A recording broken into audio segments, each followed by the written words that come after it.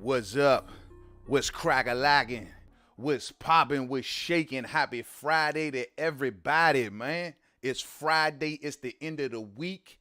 Roll up. Smoke them if you got them. Put that bottle to the sky because you worked hard all week long and you get to do what you want to do all day. Salute to the fam. It is the homie, Mainman Mademan in the building. Hey, man, y'all know how I get down. We talking boxing, man. Once again, it's on. Once again, it is an honor and a pleasure. I repeat, an honor and a pleasure to rock out with the boxing fam and the boxing fans. It's Friday. Y'all know what that means. It's our time now, man. What up, fight fans? What's going down, man? Sorry I'm late. Y'all know how Mainman be doing, man. Let me turn this music down some. I'm always running behind, man. My targeted time slot was supposed to be 1 o'clock Eastern Standard Time. But it's all love. I'm here all the same. DMV traffic is a mug, man. I'm telling y'all, man, I say this every single time.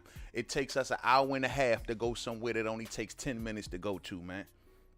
I was out there shooting me some hoops, getting it in down at the park, man. I said I got to rush back for the show, which should have been a 10-minute ride, fight fans. I ended up getting caught in traffic Mageddon. So you must excuse my tardiness, but the homie is in the house, man. Salute to all of my family that catches this live, and a major salute to everyone that catches this on the playback. Thumbs up as you pull up. You already know. Friday afternoons is never normally an opportune time to come on and go live, but hell, man, I got to get in where I fit in, you know what I'm saying? So salute to everybody, man. Salute to my brother Muhammad Hamatola's on deck. What's up, Muhammad Hamatola? He say, man, who's first? Me, man. I appreciate you, bro. What's up, man? First on deck in the house, my main man, 100 grand, Muhammad Hamatola. Always a pleasure, bro. Always a pleasure. Dave Tatton is in the building. What's up? Salute to the UK, man. I got UK brethren on deck. Salute to my brother Dave Tatton in the house. What's up, man? I said I would be here, man, and it is the eve of the greatest fight ever. We gonna talk about it, Dave, just like I promised you, bro. We definitely gonna talk about it, man. And man, this thing is looking to be a big deal. 94,000 in the house. Dillian looking ready, looking prime. Look like all of that hiding out he was doing. Look like he been putting that work to good use. He looks focused. He look lasered in. I like what I'm seeing. I like what I'm seeing from both fighters. And I'm talking controversies aside. We're not even going to talk about that, fight fans. We're going to deal with that fight right there in the middle of the squared circle. So let's get to it real soon, man. Salute to my homie Dave Tatton, man. Lewis Coleman on deck. Lewis, what's up, Lewis? How you doing, bro? Hey, we're going to talk about your guy this stream too, Lewis. We definitely going to talk about Keith, bro. We got some Keith news, man. So we definitely going to bring up some Keith news. What's up, good people? In for a second, and God bless you and your fam, man. And bless you, Lewis Coleman, and I appreciate that, bro. If you can't stay through the whole show, man, come on through back and catch the playback and catch that Keith Thurman part, man, because Keith is out here definitely making some news, you know what I mean? It's 20:30 here in the evening in the UK, says Dave Tatton. Thanks for hanging up, staying up for me, Dave. I really appreciate it, man. You know, I try to come on a bit earlier in the daytime sometimes so the UK fam can come through the channel. I'm normally coming on in the evening time here on the East Coast.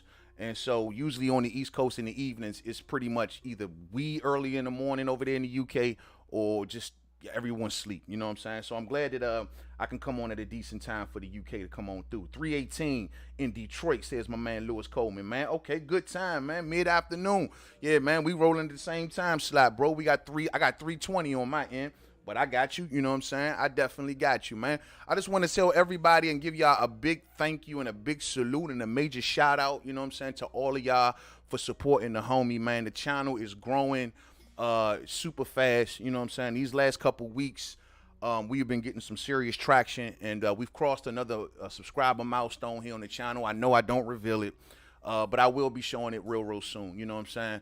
But we crossed another milestone. I just want to say welcome to all of the new subscribers. I hope y'all hang around and rock out with Mainman. Mainman has his own unique style. Some days you may love me, some days you may hate me, you know what I'm saying? But always know that it always comes straight from the gut. You know what I'm saying? It's not influence. It's all right here, and original raw thoughts of Mainman Mademan. You know what I mean? Please, everyone, be on the lookout for new episodes of The Red Corner that's going to be dropping hopefully sometime this weekend. Also, new merchandise will be posted on the channel in the next coming days, fight fans. So with that being said, I think that's all of the announcement type talk that I want to talk about. Nothing pretty much in like everyday culture that is really worth bringing up today. So with that being said, let's get to the boxing talk, shall we? Let's talk about this real spill, main man style. Y'all already know. So let's turn the music down just a little bit more and let's get the rolling through these topics. Now, for those who don't know, for We Talking Boxing, we normally we go through the boxing headlines. This is not the yelling and screaming episodes.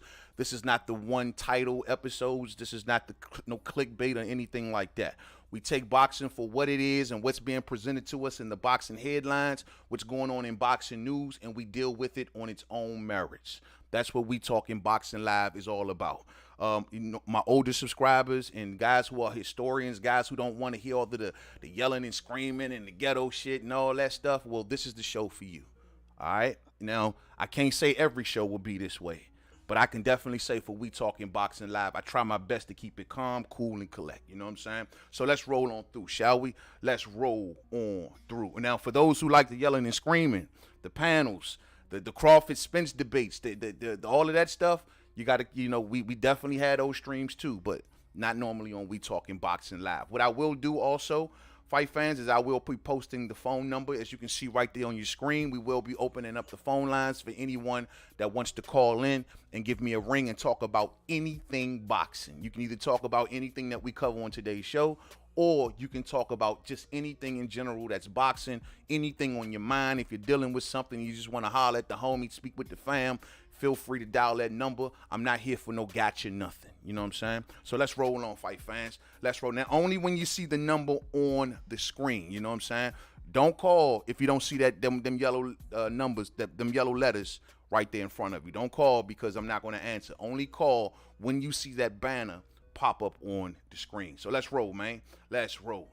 So as we always do, we start off pretty light and then we get heavy as the show goes on with more heavy and heavier topics. So let's start off with something super light right now. And this is something that I'm wondering, man. You know what I'm saying? Like, this is something that I've been wondering, looking at a lot of Showtime Sean Porter and looking, he's everywhere. He's doing interviews. There's a lot of talk about Earl. There's a lot of talk about Terrence, and we know Sean fought both. So he's kind of like in the spotlight right now. He's giving a lot of thoughts on a lot of different fights and a lot of different things. A lot of good publicity for his podcast, might I add. A lot of good publicity for the Porter Way, and that's good for Sean Porter. You know what I'm saying? But there's one question that I have lingering about Sean Porter. And I get it. He's an analyst now, fight fans. He's a podcaster. Stuff like he's in our realm now. I totally understand it, and it's still, to me, I still ain't quite adjusted all the way to Sean Porter being strictly an analyst. It's just me though. I mean, not too long ago we seen him in a fight. Not to mention we seen him in a fight that we believe that if he was to maybe even continue to fight after Terrence Crawford, he probably could have been okay. You know what I'm saying? He probably could have got him a couple more wins and career could have went on a little bit further. You know what I'm saying? I don't think that he was damaged goods. I think he got out before he became anything like that.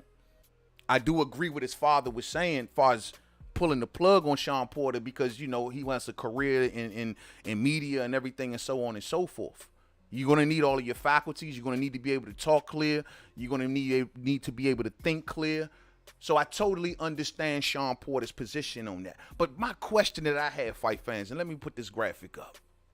The question that I had first and foremost is a what-if question. And the one thing I noticed about Sean Porter is he never went up in weight and attempted, early on in his career when he started out at a higher weight and he came down to 47. But he never went really back up to 54 to even test the waters. You listen to what Earl Spence Jr. is saying right now, right? And he's saying that if things doesn't work out at 47, if goodness forbids he doesn't face Terrence or he doesn't get a key fight or whatever the case may be, listening to how Earl is talking, he's heading to 54. We know Sean has been at welterweight, I'd say 98.7% of his career. So has Keith Thurman. And I almost wonder now his road at 47 may have ended with the knockout to Terrence Crawford. But why didn't Sean Porter ever just put his foot in the water at 54? What does that look like, fight fans? Do we count Sean Porter totally out at 154? I don't think I would. I really don't think I would. I mean, knowing his style, right? Tasmanian Devil. Get next to you, throw a bunch of punches. Once they get to the inside, becomes the running back, smothers his work, a bit inaccurate sometimes, but a workhorse indeed. A workhorse indeed. Ain't nobody gonna tell me that Sean Porter ain't no workhorse. So I just wonder what it would look like at 154. So look here, man. Think about this. Think about this. Sean Porter versus Tim Tszyu. Now, I don't think Tim Tszyu will fight him. Tim Tszyu is on a world title hunt, right? And he's next in line with that WBO at 154. I totally understand it. But just think of that matchup. Tim Tszyu and Sean Porter. You telling me you counting Sean Porter out of that fight? Or how about this one? Sean Porter versus Tony Harrison. Now, I get it. Tony Harrison is looking phenomenal now. It look like he healed himself up. Coming off his last fight, he looked sharp as a tack.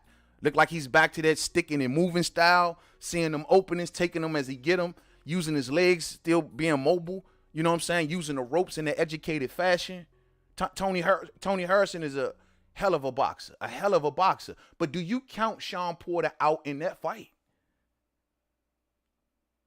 I see 50-50. I mean, I get it. Tony Harrison can move well, but Sean Porter is going to make things very uncomfortable. You know what I'm saying? I just wonder how would Tony Harrison deal with Sean Porter pushing his way to the inside, digging. Will he be able to stay away? Sean is a good athlete. Sean can cover ground real fast. I just wonder, what does him and Tony Harrison look like? Or how about this? Sean Porter versus Liam Smith. I favor Sean Porter in that fight. Sean Porter versus Erickson Lubin. Lubin coming off the loss to Sebastian Fundora. Lubin's a good fighter, but can he deal with the rush that Sean Porter will put on him? These may be bigger punches than Sean Porter. I will agree to if any of y'all say, well, man, these dudes are bigger punches, and I don't know if Sean gonna be able to take that impact like that. Yeah, that's a very, very good point if that's your point. But I just think that he can make some of them dudes up there a little bit uncomfortable if he would have applied himself. And the way I look at it is, Sean says that one of the main reasons that he didn't want to come back is because he didn't want to be a gatekeeper. Well, at 54, Sean becomes perhaps one of the biggest names at the class. Here's another name, Austin Trout. What about Sean Porter versus Austin Trout? I lean Sean Porter.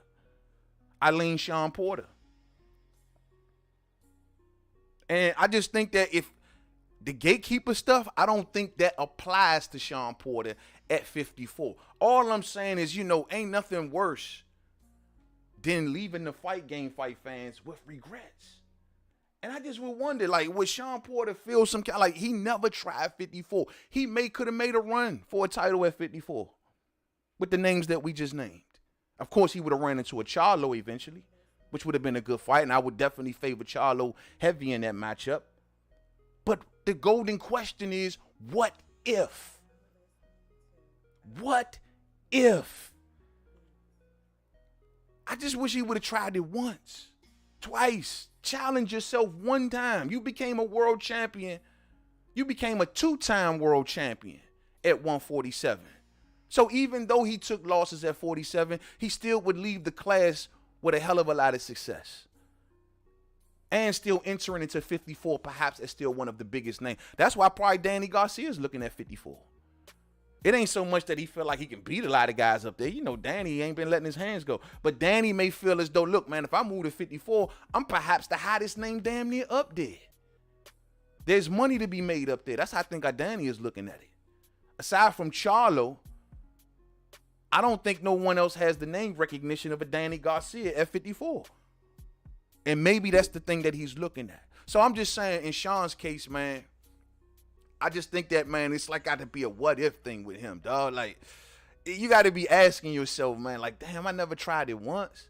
And he's sitting around in all of these gyms and all of these, and there's still a twinkle in his eye. Trust and believe there's still a small twinkle in his eye. And I just think that if he just got, I just think as a fighter, he just has to be asking himself that question. Why didn't I never try 154? Could I have gotten me a couple good wins up there and maybe made a run for a title shot? I don't know, fam. I don't know. Lewis Coleman says Conor Ben would be food for Keith. Keith needs a young lion. And that Dave, oh yeah, thumbs up, good people. Oh yeah, for sure. For sure. I think Conor Ben would have been a good name for Keith, man. But I don't think Eddie can close the deal. That's the problem. Eddie just can't close that deal. You know what I'm saying? Dave says it also looks like Conor Ben stars are aligning for Crawford. What do you think? Nah, I don't. I mean, that can be. Well, honestly, he would have a better shot at getting Crawford than he would have at getting anybody from PBC. But also, I just don't think that does anything for Crawford. I mean, he can help raise his UK profile a little bit more, but I think Crawford's UK profile is already pretty solid. I mean, that wouldn't benefit Terrence in no sort of fact. When you talking about Terrence and Earl, man, these are the top of the pyramid. Like, you got to bring something to the table. You got to have something. I get it. Conor is very popular in the UK, but not really much known over here. We're talking about Terrence Crawford, who's sitting on the top floor. At this point in his career, it's got to be worth it. And I'm not saying Conor won't pan out and this, that, and the third, but I'm saying as of today, Conor still got a lot of names between his level and Terrence and Earl's level. There's a lot of names in the middle there. And you got to give us at least one or two or maybe three before we even entertain that conversation. He hasn't even got through the boots in his level yet. He hasn't got through any of the aging old former champions. You know what I'm saying? Still got to get some more American name recognition. Still got to up that profile a little bit more. All of these boxes must be checked. I repeat, must be checked before you pulling down the elite like Earl or Terrence. You know what I mean?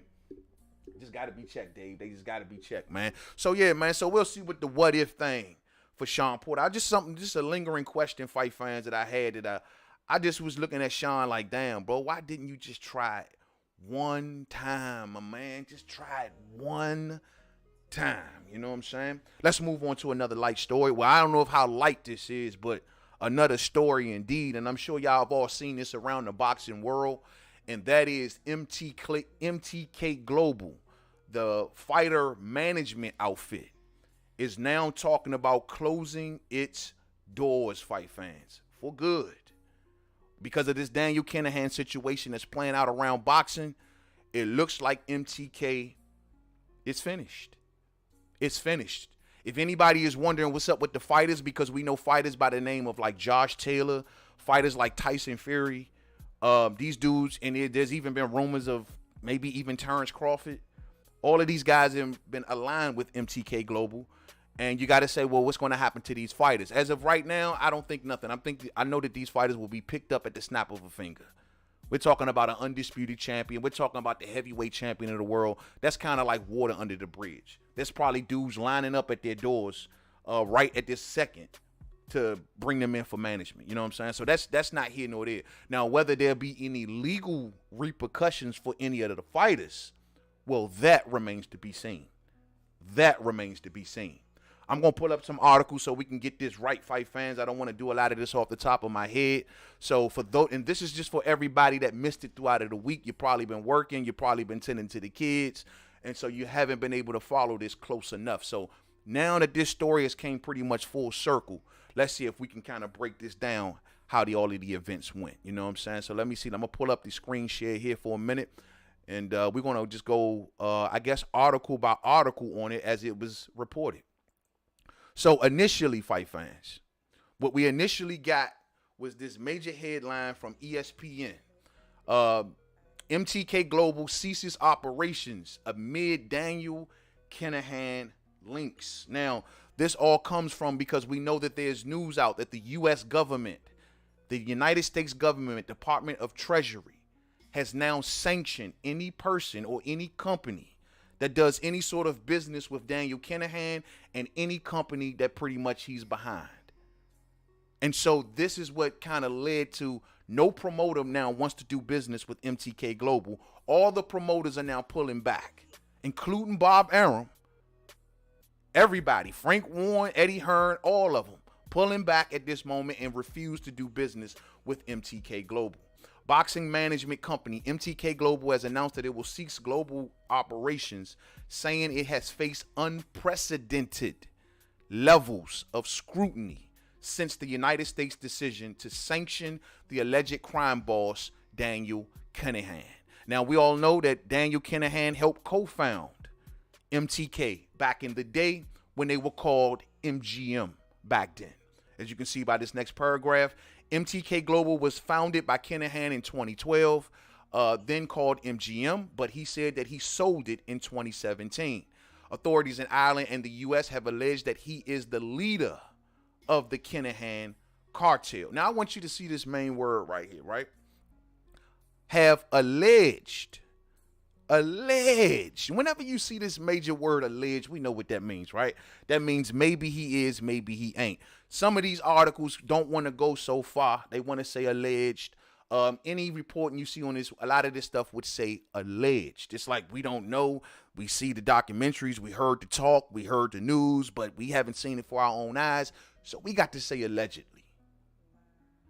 Who's going to give us the solid proof that says that this man is a crime boss, right? Well, if you need proof, because since this sanction stuff happened, well, who got the squealing, fight fans? Who get the singing that tune? You named it, you guessed it, Mr. Bob Arum, head promoter over at Top Rank. Bob Arum basically publicly gave up the goods. And you got to ask yourself, with this type of ret talk that Bob is doing, you got to ask yourself, you don't think the authorities or whoever's investigating this or going through this is going to be pulling Bob Arum into some sort of side room? Like, we need to talk to you, man. Because you just volunteering all kinds of information out here. We definitely need to be in conversation with you. But this is just Bob Arum trying his best to cover his tracks and throw everyone else under the bus, including his right-hand man and partner, Frank Warren. So, according to Bob Arum, he came out in a recent interview, right, that made the rounds over there at the Daily Mail. And he came out basically getting ahead of this thing and letting the whole world know, I got nothing to do with this. All right, that's Kinahan and Frank Warren and everyone else. But me, no, I got nothing to do with this. And if the United States is involved in this, then that means that there must be some sort of proof. Or that must mean that there's some sort of evidence that they have to come down on this man. And we know Bob is a former government attorney. So he knows, like, if they start something like this, if he sees smoke, there must be some sort of fire. So he is trying to bail out now and throw everybody under the bus. Let's look at what Bob Arum had to say. It says that legendary boxing promoter Bob Arum has revealed that he paid wanted alleged villain Daniel Kinahan millions for each of Tyson Fury's last 4 fights. The 4 fights that they're talking about, fight fans, is 2 fights with Deontay Wilder and the Otto Wallin fight, as well as the Tom Schwartz fight.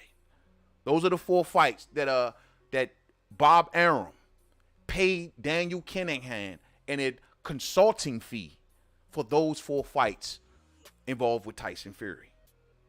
Arum went on to reveal that Kinahan remains 100%. Now, remember at first we were saying alleged and all this. So he's 100% the brains behind Fury's management company, MTK Global. This is per Bob Arum. MTK Global was out here like, hey, we ain't got no more dealings with Kinahan. He sold the company in 2017. We don't deal with him, and we just dealing with the fighters. But it's Bob Arum that shoots off at the mouth and says that he is 100% the brains behind MTK Global, despite the firm themselves insisting that they had severed ties with the so-called mob leader 5 years ago. And you know, the crazy thing about Bob throwing MTK under the bus like this is that Bob got a lot of business with them. And maybe Bob just want to pull back the business with MTK. We all know that Bob brokered a deal with MTK Global for fight dates on ESPN Plus. I forgot the exact amount of dates. I want to say 15, but I don't want to be quoted. I want to say it was 15 dates a year. But anyway, he worked out a deal around the time that he acquired Tyson Fury. See, it was all a bunch of backroom deals going on.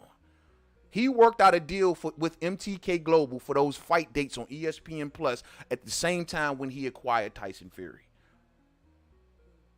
So, per the words of Bob Arum, not only did he do business with Kinahan, from paying Kinahan's companies, I believe the number was over $2 million in consultant fees for 4 Tyson Fury's fights, but he's also dealt with MTK Global and worked out deals with them on ESPN Plus. And now you're just throwing everybody under the bus. So this lets me know Bob either got tired of the deal and he pulling them damn dates back.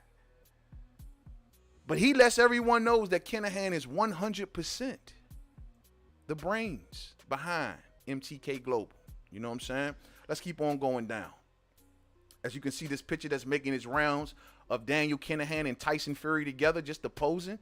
Tyson Fury, he's another one that's playing stupid today. I don't know what no one's talking about.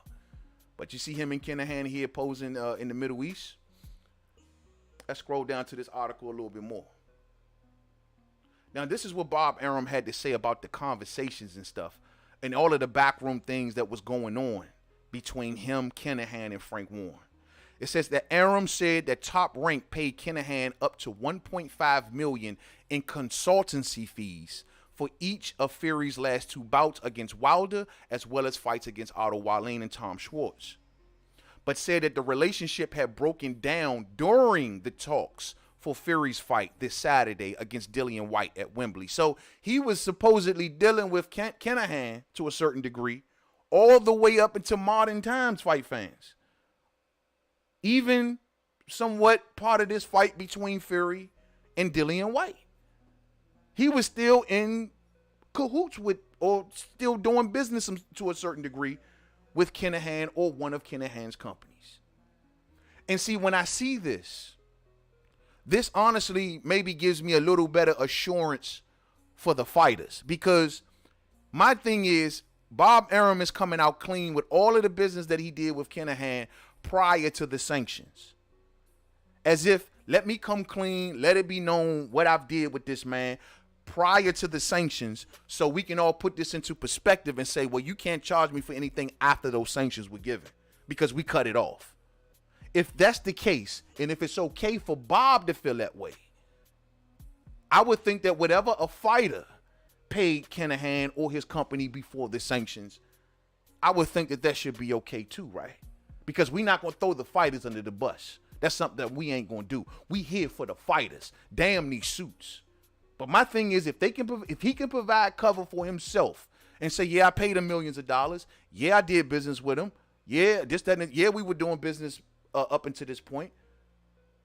And nothing happens to Bob Arum, then I don't believe that anything should happen to any of the fighters. Simple as that. Let's keep pushing. According to Bob Arum, giving up the goods, he was becoming greedier and greedier. And he became more of a burden than a help. For Fury versus Whyte, Frank Warren and I drew the line, and we would not talk to him and would not deal with him. Why is he bringing Frank Warren's name into this? This is Bob Arum getting ahead of everybody fight. This is even before Frank Warren had anything to say. And it's Bob Arum dragging Frank Warren's name into this. Oh, me and Frank, we wouldn't talk to him. He's getting greedier and greedier. And I mean, it's funny how Bob's saying this from a real safe space, right? We know that Daniel Kinahan is in Dubai in the Middle East, and he can't leave the Middle East because if he leaves the Middle East, more than likely he'll be arrested anywhere else he goes. So I'm sure Bob is saying this from a very safe space, you know what I'm saying? But he's saying that him and Frank drew the line. Okay, cool. Which is all good stuff, man. This is all good stuff. And don't get me wrong, fight fans. I mean, if this dude is a bad player, Bob did the right thing to protect himself and to protect his company. You know what I'm saying? Don't get it twisted. So let's scroll on down some more. He says that we would not be involved and he would not get money from us or anybody else.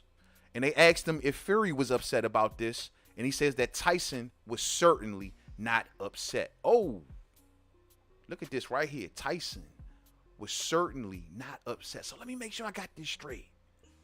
Bob Arum has thrown MTK under. He's exposing Kinahan. He's dragging Frank Warren's name into this. And now he's making it like Tyson can care less. Hey, Bob out here ratting, man. Bob don't give a damn about any of these dudes, dog. Bob like, screw all of y'all. Y'all can go back across the water and you can keep your ass there. I ain't got nothing to do with none of this, man. Tyson was certain.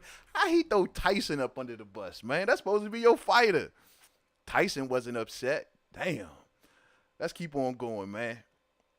The reporting says that Kinahan last week had a $5 million bounty slapped on his head by the U.S. government, who claimed that his Kinahan organized crime group smuggles drugs to Europe, launders money, traffics firearms, and commits murder. Allegations Kinahan has always denied. You know what I'm saying? So, yeah, we heard that the government put a $5 million bounty on Kinahan's head, but they also have bounties on like his head capos around him.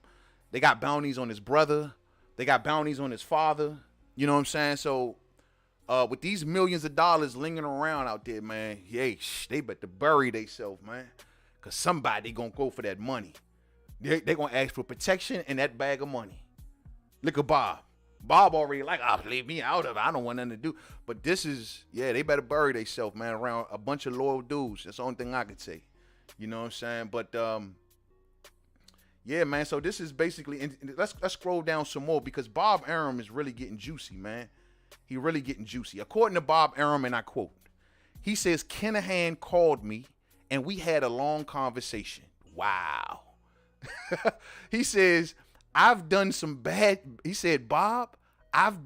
bad things in my life. I admit that, but I am not involved with that anymore. I'm just trying to clean up my life and be a legitimate businessman. So Bob is like revealing the phone conversations on what they said in private and stuff like that. I guess, but he's only saying this in protection of himself, as if, well, I thought that I was dealing with a legitimate businessman. He said that those things were far behind him. That's Bob Arum. This is Ret Talk, man.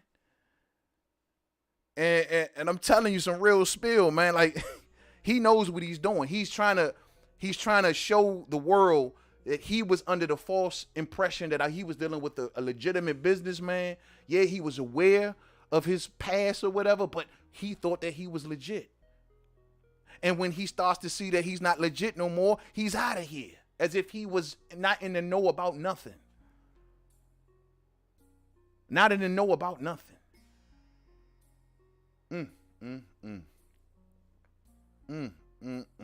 Look at this, man. Asked whether he was still active and running of the organization, Arum said 100%. He founded it and it's his company. Damn. So if you had guesses, if you wanted this be, I don't think nobody really did, right? But if you wanted to say, hey, I believe MTK Global, right? They're doing right by the fighters. They do right by Billy Joe Saunders. They're doing right by Josh Taylor. They're doing right by Tyson Fury. And you wanted to believe him? Well, shit, it's out the window now. Bob has let it all out. He is still actively running the organization. 100%. He founded it, and it's his company. Despite the reports of being sold in 2017 and having nothing to do with MTK Global. Well, Bob just hipped everybody. And how are we not supposed to believe Bob on this when he's done so much business with the man? He's done so much business. Bob is protecting Top Rank. Bob is 90 years old, right? Bob ain't gonna sit on here and cap for none of these dudes. When he departs this earth, his legacy is Top Rank. His legacy is top rank. And one thing about Bob, he ain't going to let Kinahan, MTK, Frank, anyone for that matter, ruin the legacy of Top Rank. He's not going to see Top Rank go down in some federal investigation case before he throws everybody under the bus. Is he right or is he wrong? He built that fight. Well, Muhammad Ali built that, but you know, it's his company. Is he right or is he wrong? He's 90 years old. He don't have to protect no one, technically. They ain't going to protect his ass. Do y'all see Bob Arum making the right moves or the wrong moves? I'll be looking for y'all answer in the comment section. Is he doing the right or the wrong thing here? You know what I'm saying? Let's keep on going. And according to MTK, this is the statement that they had put out right around the time when the sanctions had just came on out. MTK parted ways with Mr. Kinahan in February of 2017. He has had no interest in the business since then and will have no future involvement with us. Well, that ain't what Bob's saying. That ain't what Bob's saying. Look at this. Bob is even going a step further. According to Bob Arum, and I quote, he can say what he wants. I know for a fact from some of the stuff that he did that it was his company, whatever the books says. Whoa! Bob is leaving breadcrumbs. Go check the books is what he's saying. He says whatever the book said. Go check the books is what Bob Arum is telling you. He runs the company. It's his company. I think Bob pulled a move on MTK. He wanted them dates back. He don't want to have nothing to do with y'all. And he protected because he out here. He good. Damn, Bob let it all the way out. According to Bob Arum, look, believe me, once the U.S. made its position clear, it seems to me that there was a big sigh of relief from everybody, whether it's Frank Warren or myself. He keep on bringing Frank Warren's name into this. Man. So, you know what? Let's go over to something that Frank had to say. Let's see what Frank talking about. How does Frank Warren feel about Bob Arum dropping his name and all of this other stuff? You know what I mean? Now, this is what some of the stuff that Frank Warren had to say. According to Frank Warren, he says, and I quote, I certainly knew, and Tyson certainly knew, nothing about the payments made by Top Rank to the company in the Middle East. He says that's their business. It has nothing to do with us. It certainly has nothing to do with me. And as I say, Tyson was unaware of it. And that's the position. That is something for Top Rank to sort out. It was them that made the payments and it was their arrangement, end quote. So these payments to Kinahan that Bob Arum is speaking about, Frank is like, I don't have any knowledge of such. Frank may know, but the smart answer publicly would be, I don't have no idea. Especially if it came out of Top Rank's books. If it got Top Rank's heading on it, that's Top Rank's business. I heard Tyson Fury say the same thing in recent interviews. Well, I don't have no idea what Top Rank does in their business. Tyson Fury is playing stupid. Yeah, I may have posed in a picture with Daniel Kinahan, but I didn't know he was a criminal. Hell, there could be criminals in the building I'm working out in there right here, right now. I don't know who's a criminal and who's not. I'm just posing for a picture. Yeah, get the hell out of here. But at the end of the day, man, Frank Warren is like, bruh, why are you pulling me into this? It's your business. You're the one that made the payments. Keep me out of it. Keep me out of it. He says, I had nothing to do with Daniel Kinahan. According to Tyson Fury, and I quote, it's none of my business. I keep my own business to myself, and that's it. Fury with the mob ties. When people was bringing this up during Wilder's fight, everybody wanted to forget about it. Everybody wanted to forget about it. But we all know Fury's the one that came out in that video, Daniel, my boy, yelling Daniel Kinahan's name all publicly when he thought that Daniel Kinahan had brokered the deal between Fury and Anthony Joshua. Remember, in the middle of the Wilder negotiations. And remember, he thought he got super happy-go-lucky when he thought Daniel Kinahan had bailed him out and brokered the deal with Eddie Hearn, that the arbitrator proved that it wasn't gonna happen. But it was Tyson Fury yelling and screaming at the top of his lungs, "Daniel, my boy!" You know what I'm saying? I don't know if that was part of this orchestration, as they say, to legitimize him and try to make him normal, because that's what they were attempting to do, including with the help of Bob Arum.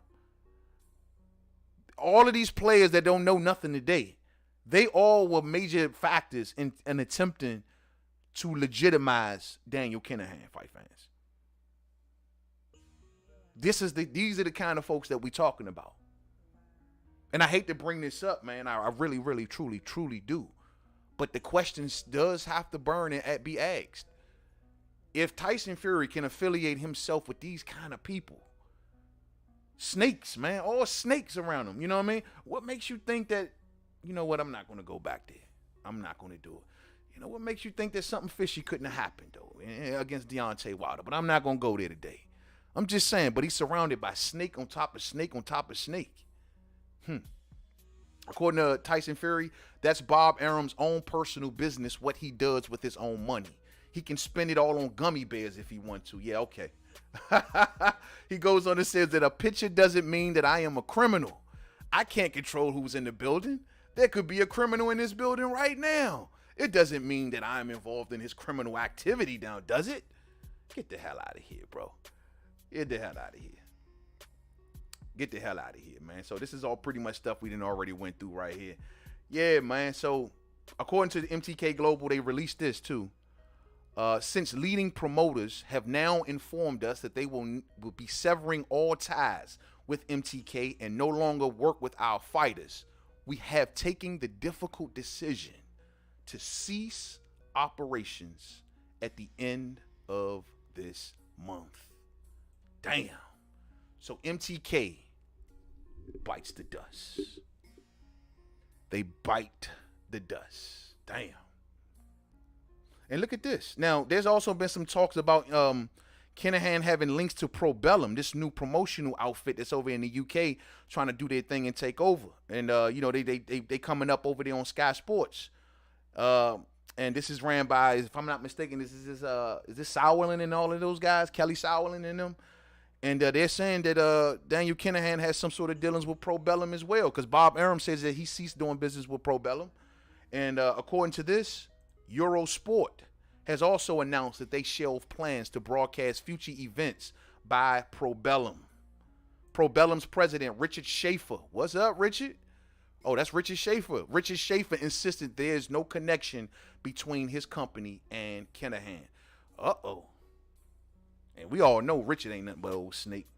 You know what I'm saying? These are all snakes, man. Hey, it's funny to me to see these suits scattering like this. But all I want to say is, how all of this goes, I don't care what suit get knocked for what. I don't want to see none of the fighters getting in no trouble because they just trying to do business and conduct their careers the best way that they know how. That's what I don't want to see. I don't care if it's Tyson. I don't care if it's Billy Joe. I don't care who it is. I don't want to see any of the fighters be harmed because they just doing business with the players involved. Boxing has no oversight board. Boxing has no code of conduct. You know what I'm saying? There's plenty of monsters in boxing. There's plenty of gangsters in boxing. Ever since its inception, there's been monsters. There's been gangsters. There's probably people worse than Kinahan involved in this. You don't even know. I always say, man, these promotional outfits and management outfits are made up of groups of people.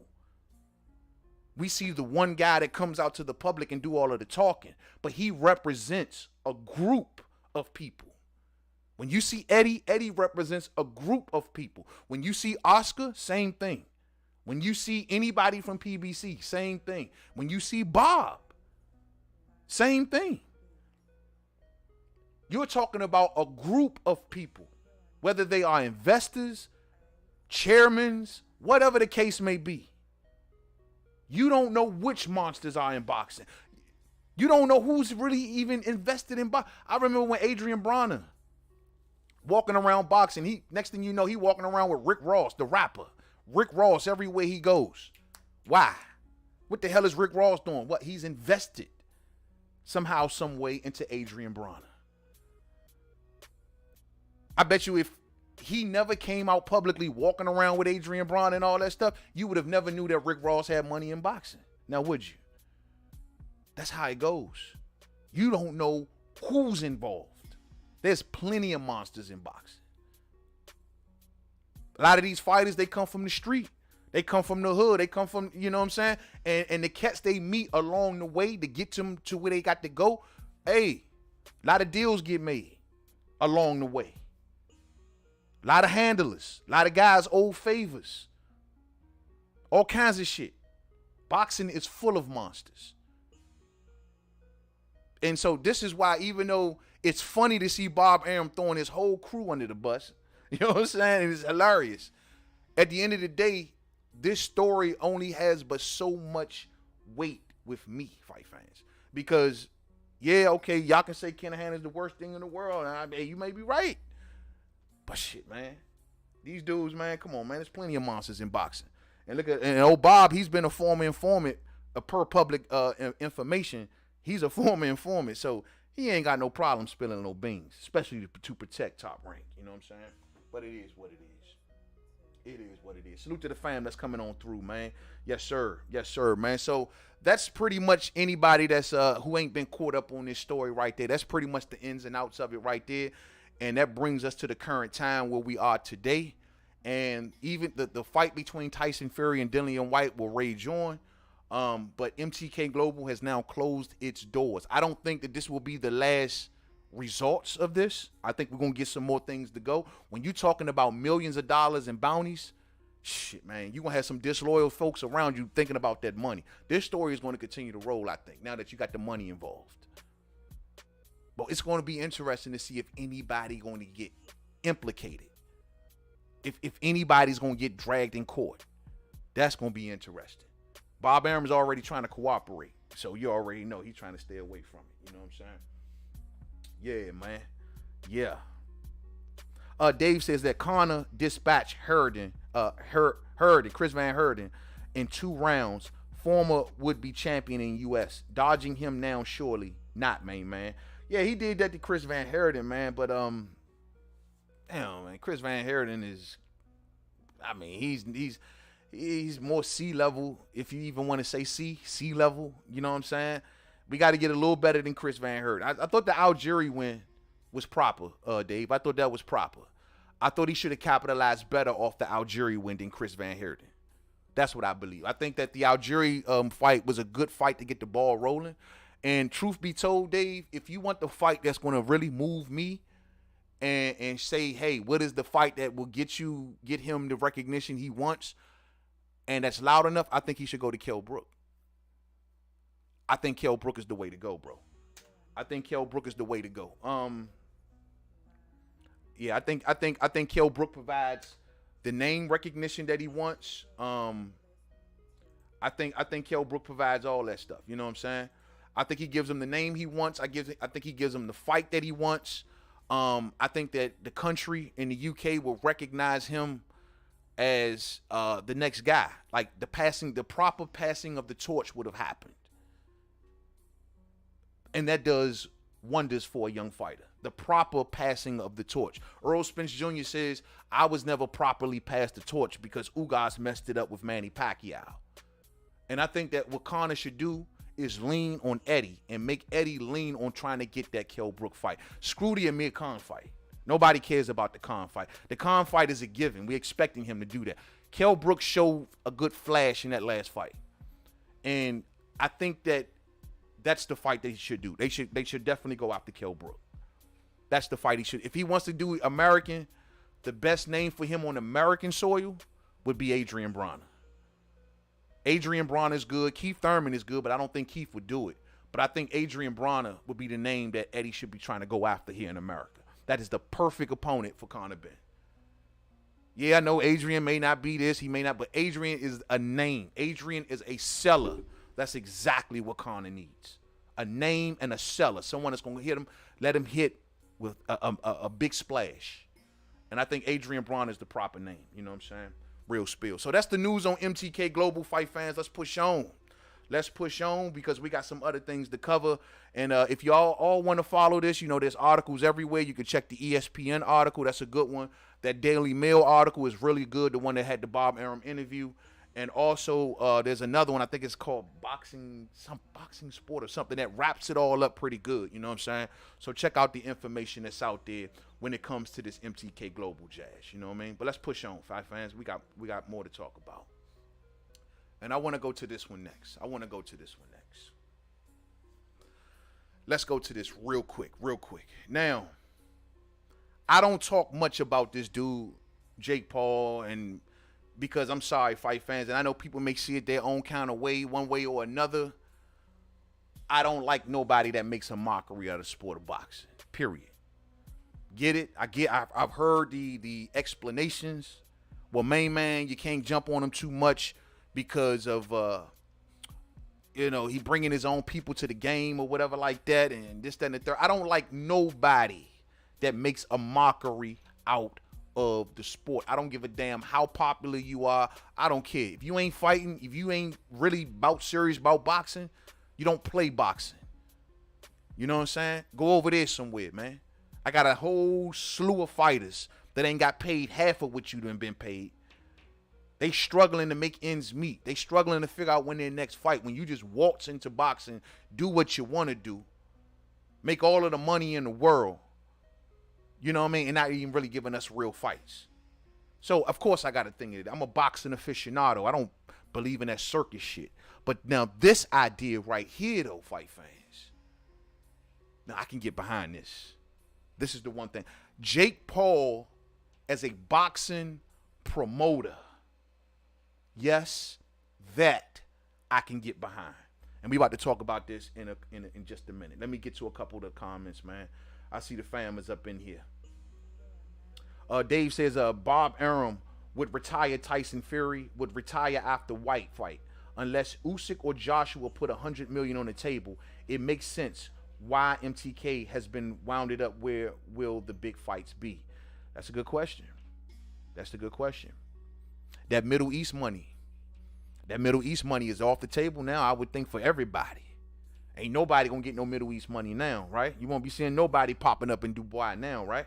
DJ Zion Love on deck. What's up, Zion? What's up with you, man? What's going on? He say real spill. I appreciate you, Zion. Salute to you, my G. Salute to you, man. D-Lo 44 boxing in our house. What's up, man? What's going on, man? Everybody that hears the sound of my voice, y'all already know. You check out D-Lo 44 boxing, man. What's up, bro? He says Bob is already turning into a world-class witness, man. He is just volunteering information like it's going out of style, bro. Like it's going out of style, man. Like, Bob, like, anything you need to know, just call me. Bob probably, if he's saying this publicly, imagine what he is saying privately. If he is saying this publicly, fight fans, imagine what Bob is saying privately to goodness knows who. Bob like, damn, Net, I'm getting this guy away from me, man. Bob didn't flipped on his whole crew, bro. He flipped on his whole crew.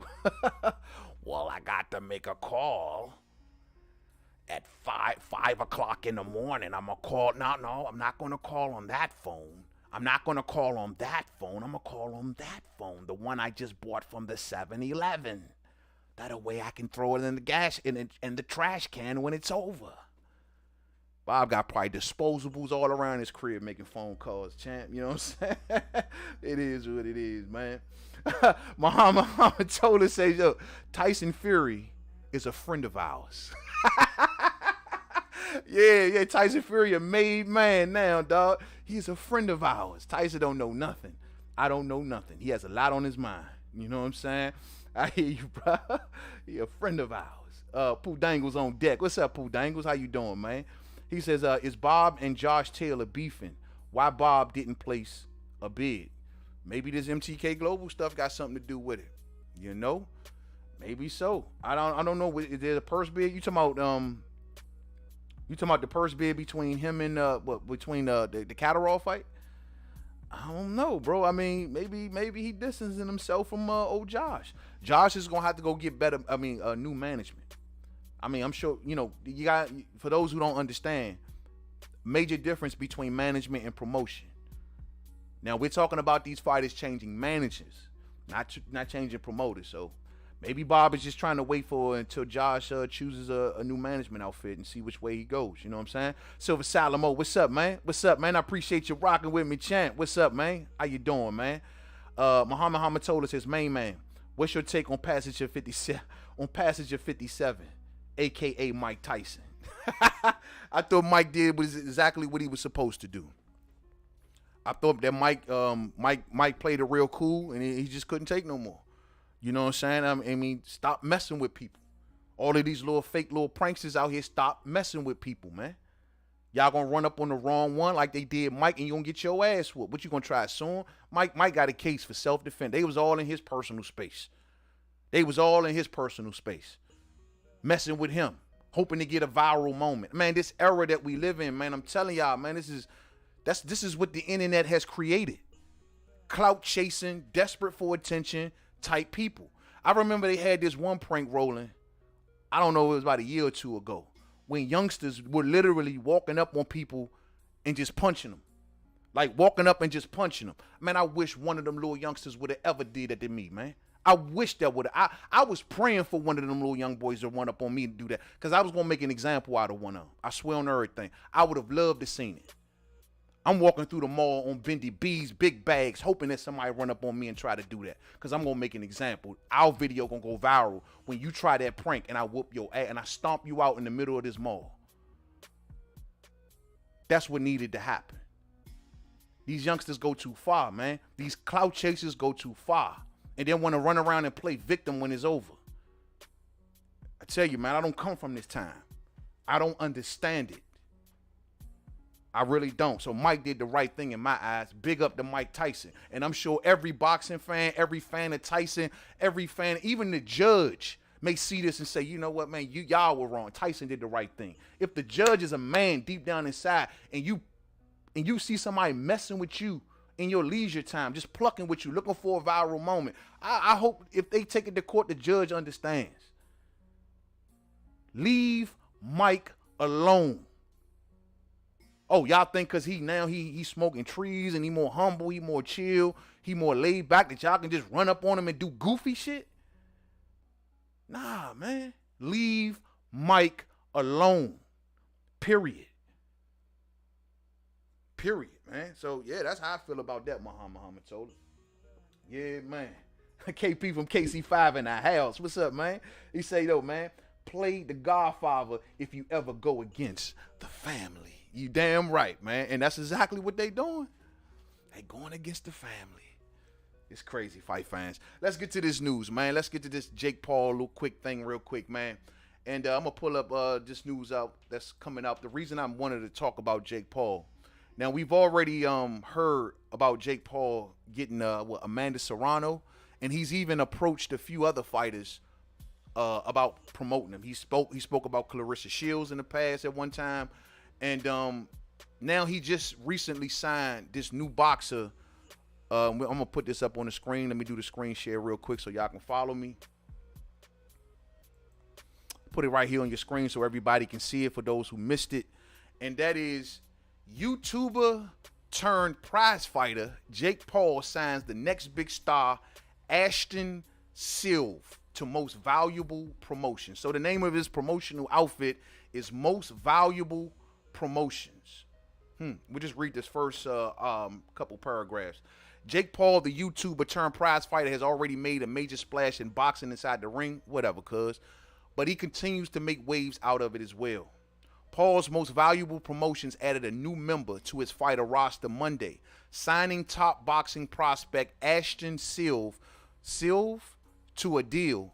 Paul and his business partner, Nikisha Bedarian of Bavava Sports, told ESPN. Anyway, Silv is from Long Beach, California, is just 18 years old, and is already 7-0 with 7 knockouts as a pro, fighting at 126, and he has been training in boxing since age 6 under the father Ivan. I'm going to stop right there. Jake Paul can be one hell of a boxing promoter. Now, this ain't no joke. This is the lane that the kid should have took from the jump, if you ask me. Because with his following, he can grab a certain amount of fighters. And damn the boxing fans. This is where technically he can use his own people to make his fighters the hottest thing on the block. See, Jake comes from a whole other world where his fans can turn up. They can get loud. They'll get goofy. They'll make memes. They'll make all kinds of content. And if he got fighters and he pushing his fighters, how long do you think before his fighters get to popping? This is the one thing that Floyd Mayweather brings to the game with Gervonta Davis. This is another thing that Oscar De La Hoya brings to the game for Ryan Garcia.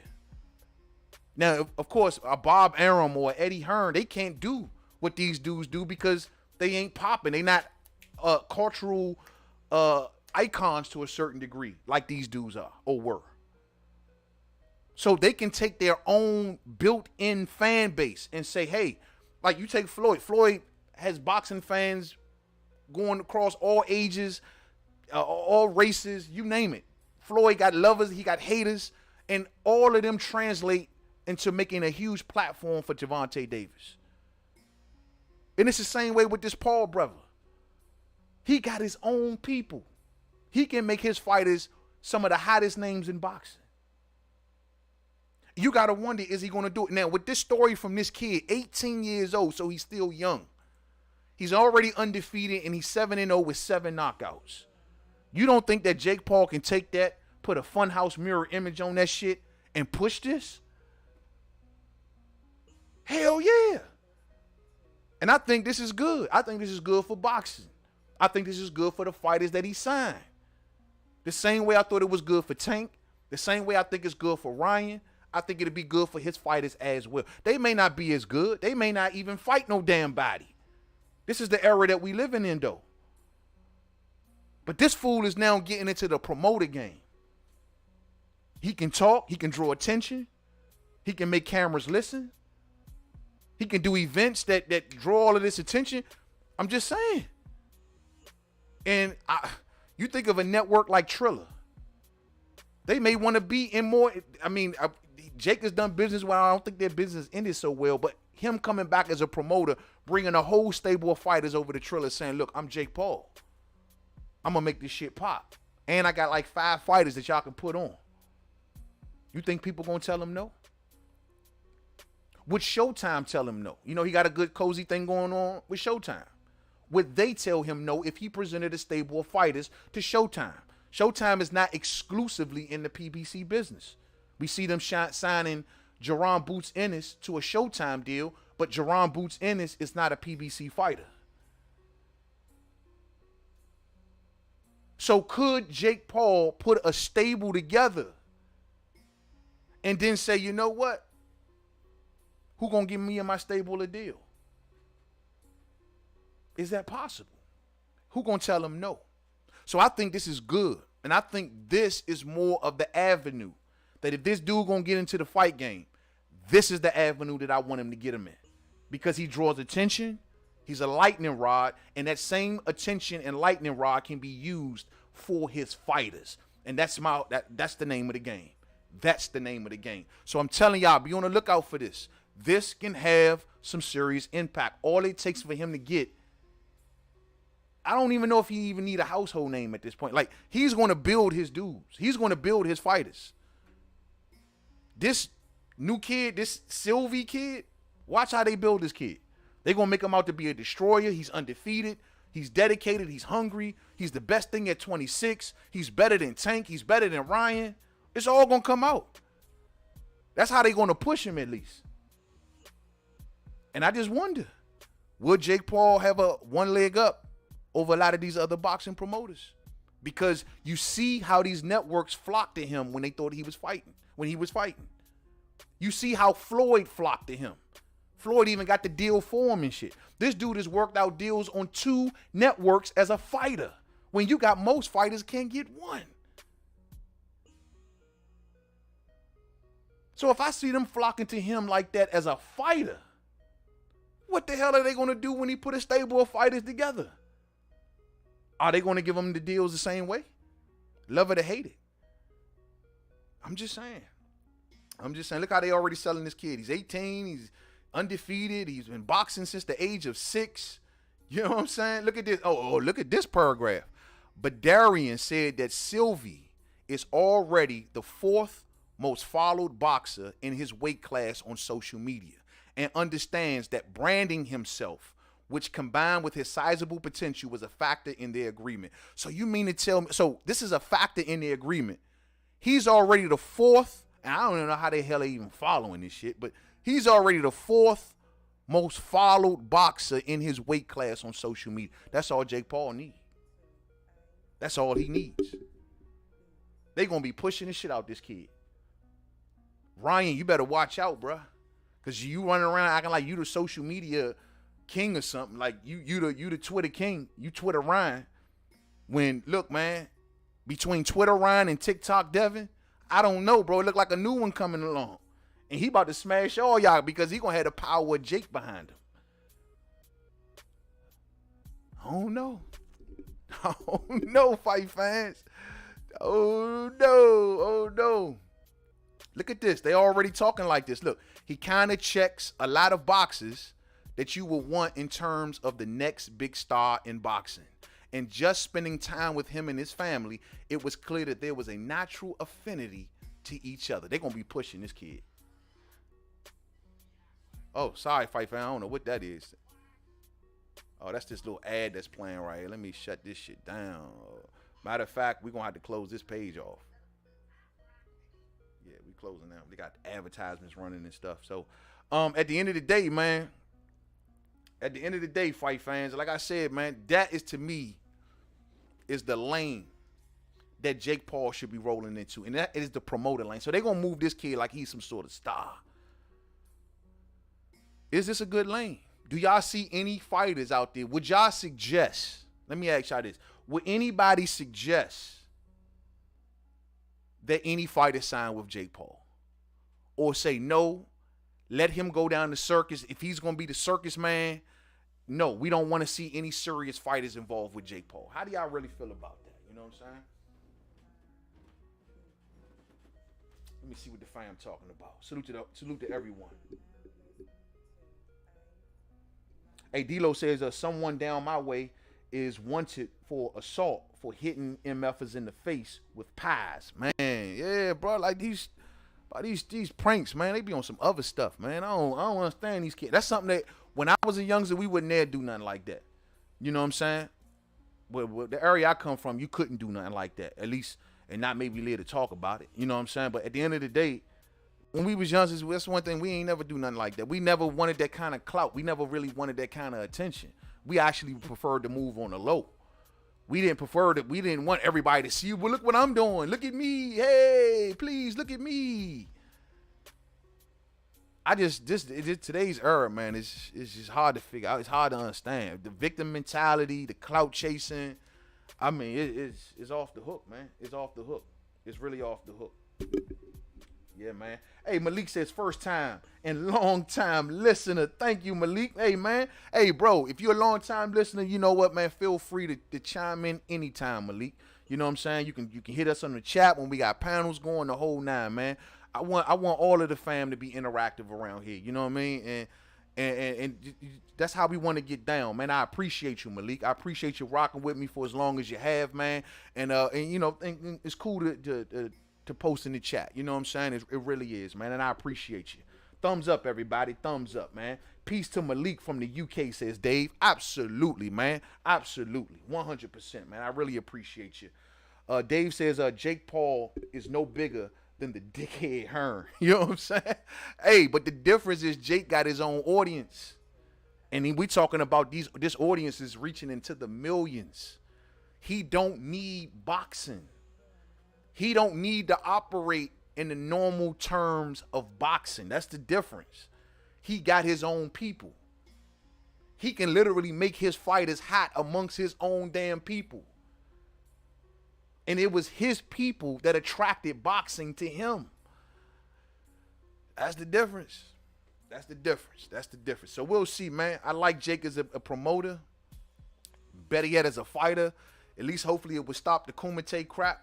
And we'll move on to what's good. You know what I'm saying? We'll move on to what's good. So let's get to the next one, fight fans. Let's get to the next issue. Let's get to the next issue. Next story that we're going to chop it up about real quick. This Gervonta Tank Davis thing. Y'all know I wasn't going to miss this. Y'all should have known I wasn't going to miss this one, man. So, Gervonta Tank Davis, we seen him making major splashes this week with the interview that he did over there on Gilly the Kid's podcast. And telling the world that he basically, in a nutshell, never asked for no fighter. He never asked for a big name fighter. Matter of fact, I got the audio, so I'll just let Gervonta Tank Davis kind of say it in his own words. But he never asked, man. He never asked. Let me make sure I got this queued up all right. All right, so I'll play it real quick. This is a small clip of what Gervonta Davis had to say over on Gilly the Kid's podcast for those who missed it. All right, listen up, fight fans. I don't know. That's like, how many times you don't went in there and said, I want these niggas, man? To be honest, I ain't never said. Yeah, I don't even. Once they call me and be like, you might be fight, or after the fight, like after I won, they call me and let me know, like, you might be going back this time. All right, boom. So they called me around that time and like with a name. Yeah. But this time it's already situated. Yeah, Rolly. Yeah, cause you gonna ice him though. Now, when we heard that, first thing that probably popped in your head is, oh my goodness, we knew it. Tank, he didn't want no smoke. He ain't want no smoke. We knew it. First off, fight fans, let's put this into the right perspective, because ain't nobody doing it. We take clips and we run with them and we give it a narrative and we go like that. Let us put this into the perspective that Gervonta Davis wanted this to come out across as, not what a fan is trying to interpret this as. And first and foremost, at least on this platform, we've already established the fact that it's not Mayweather that was protecting Gervonta Davis. It was more Gervonta Davis wanting to be moved in a certain fashion, per his words, not no one else's.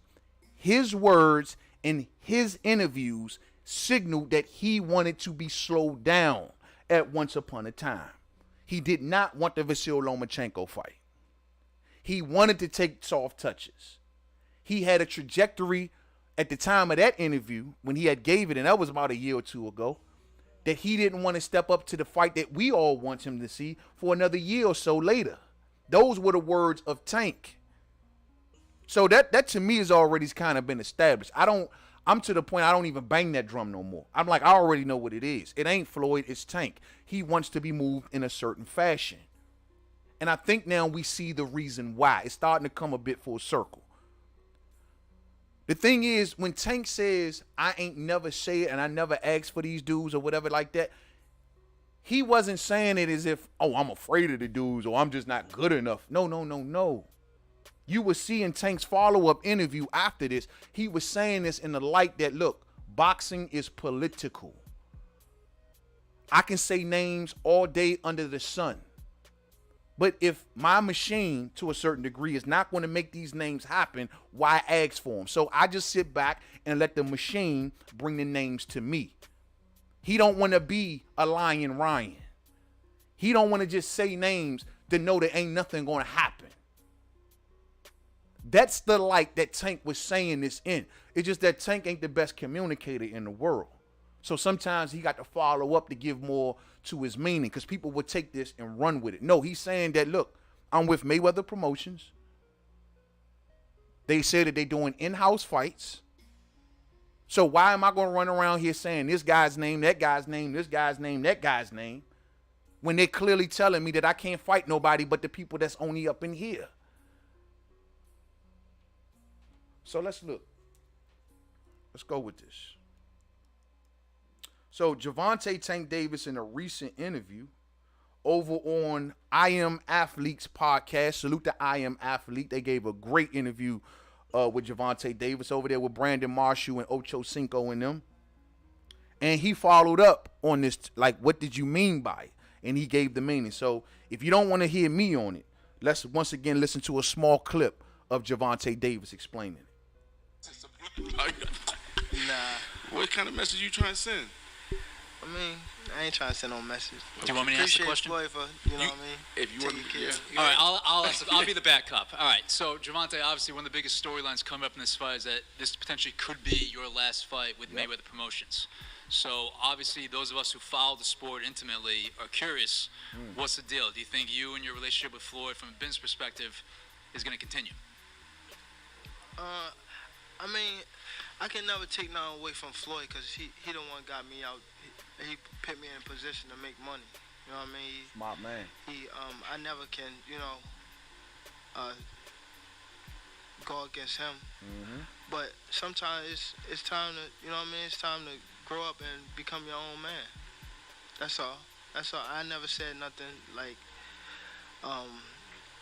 anything bad or like too bad or anything like that. But it's time to, you know what I mean, be my own man, handle my business like me, hands on with my own, you know what I mean, my own business. I mean, you guys have been free agents, so you could be a free agent come summertime. Is that what's really enticing to you, the idea of like going out and shopping yourself and seeing what's out there? Yeah, it's time to, you know what I mean, put on them pants. You know what I mean, put on them pants and be that man. So this is the wrong part of the clip, but also in his interview, he was explaining how he didn't ask for these guys, and I got to find that timestamp. He didn't ask for these guys because at the end of the day, it's boxing is a political game. He's tired of all of the waiting, and he's tired of all of this. And they were talking about how boxing is political, and he was saying that's basically the reason I didn't say any names. You know what I'm saying? But this is the part of the interview where he went on to explain that the reason why he's thinking about leaving Floyd Mayweather. So I guess I got the timestamp a little mixed up. But we can take it from right there. And what he was saying, because people was making it like he had a problem with Floyd, like him and Floyd was beefing and so on and so forth, when I never thought that. And I always thought that the best move for Gervonta Davis is to stay with Floyd. They piss off a lot of people. They piss off a lot of outfits. People would love to have the one leg up that they have. They're opening markets together. They're doing a lot of good things around boxing. People would love to see them fall. They would love to see them beef. They would love to see them split up. That would make so many entities smile from ear to ear. And I want these brothers to continue to keep their foot on boxing as long as they could. But Gervonta Davis is now alluding to, look, man, I want to be my own man. I want to be my own man. Like, I've been under Floyd for 7 years. It's time for me to be my own man. And what I was just saying earlier in what about Tank about he didn't want no smoke back then and he wanted to be moved on a certain trajectory. Well, Tank is at the point now, after this Rolly fight, we got to be talking about big fights. We got to be talking about top floors. Because there ain't no other mid-tier dude. Who else we talking about? Jake Paul's fighter? There's no one left.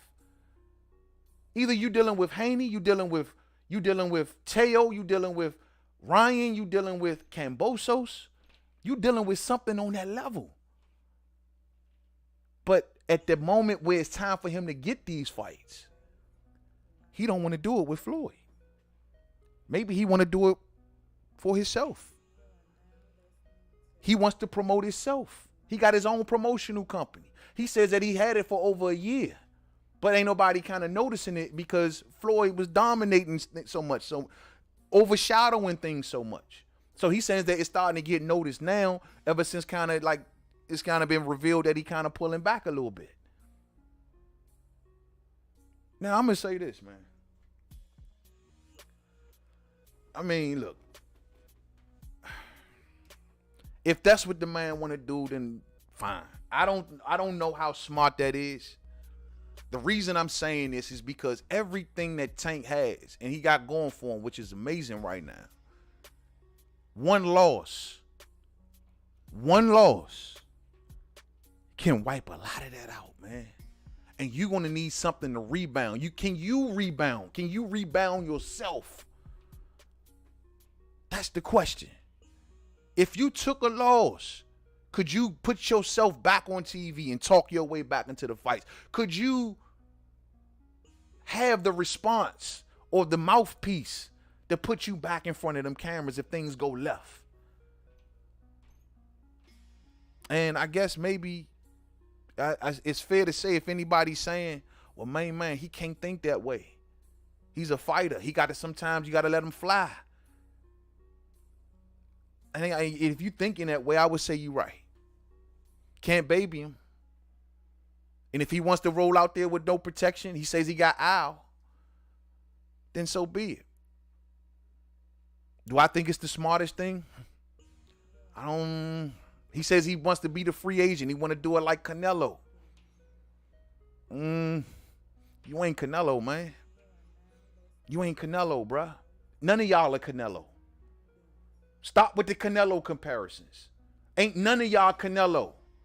Y'all not even covering half of Canelo's pay-per-views. Not even half. Stop thinking that you can move like Canelo, because Canelo was a free agent and he got this popular. Y'all, you ain't Canelo. Canelo can honestly take a loss at this point. That took a long time to build up. And Canelo can probably take it off, but Canelo built up his stock with his fans because he fought recognizable fighters. Fighters like Gennady Golovkin, Daniel Jacobs. Tank ain't done these type things. His foundation, I don't think, is nearly as solid as, say, a Canelo Alvarez. But I can't say I respect the gamble. I respect the risk. I respect the mentality.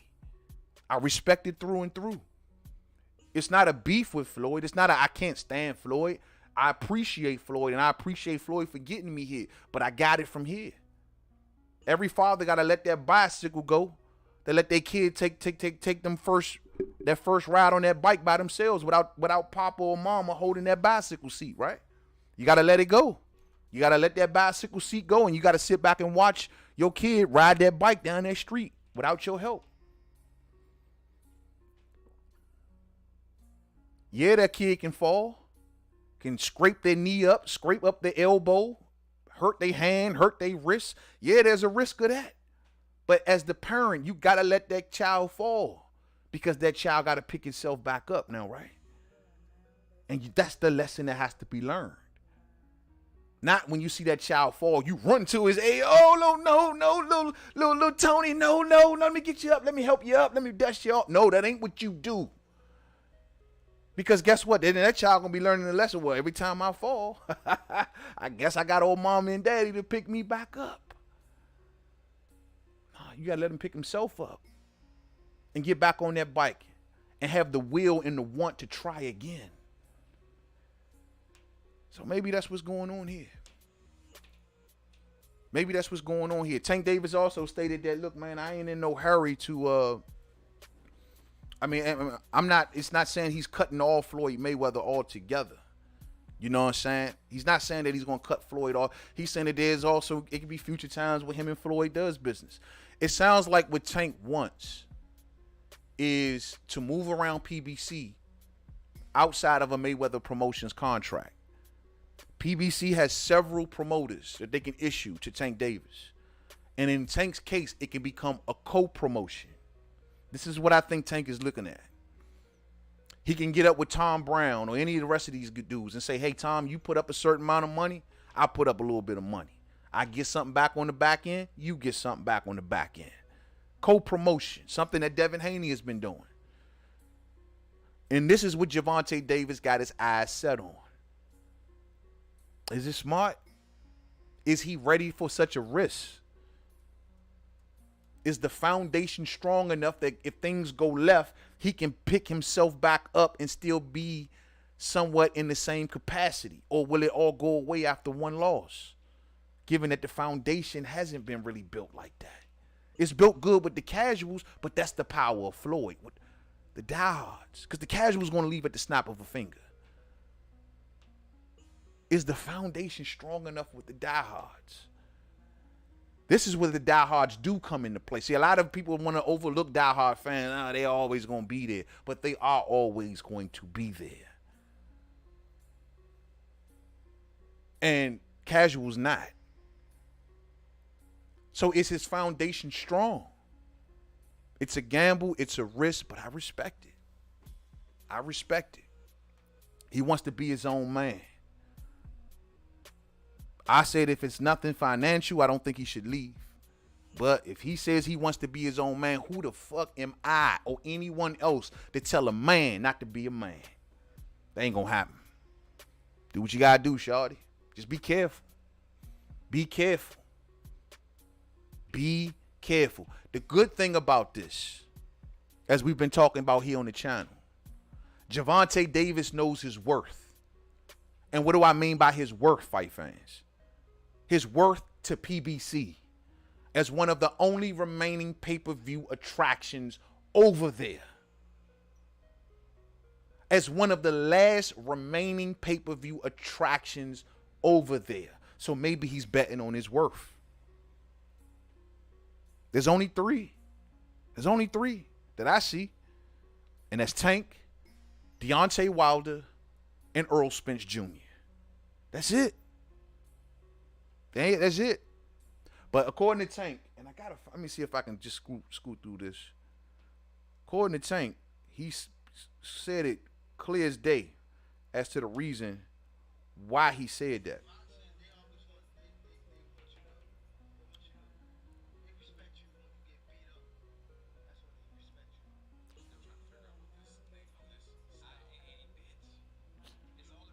Well, I don't feel like scoot through their whole. It's in the interview. Go over there to that podcast, I Am Athlete podcast, and go check it out, man. Tank Davis breaks it down crystal clear as to why he said what he said, and basically he alluded to political reasons. He does not call these names out because basically politically a lot of these names just are not available, and he knows it, so he just waits on them. Okay, can't be mad at that.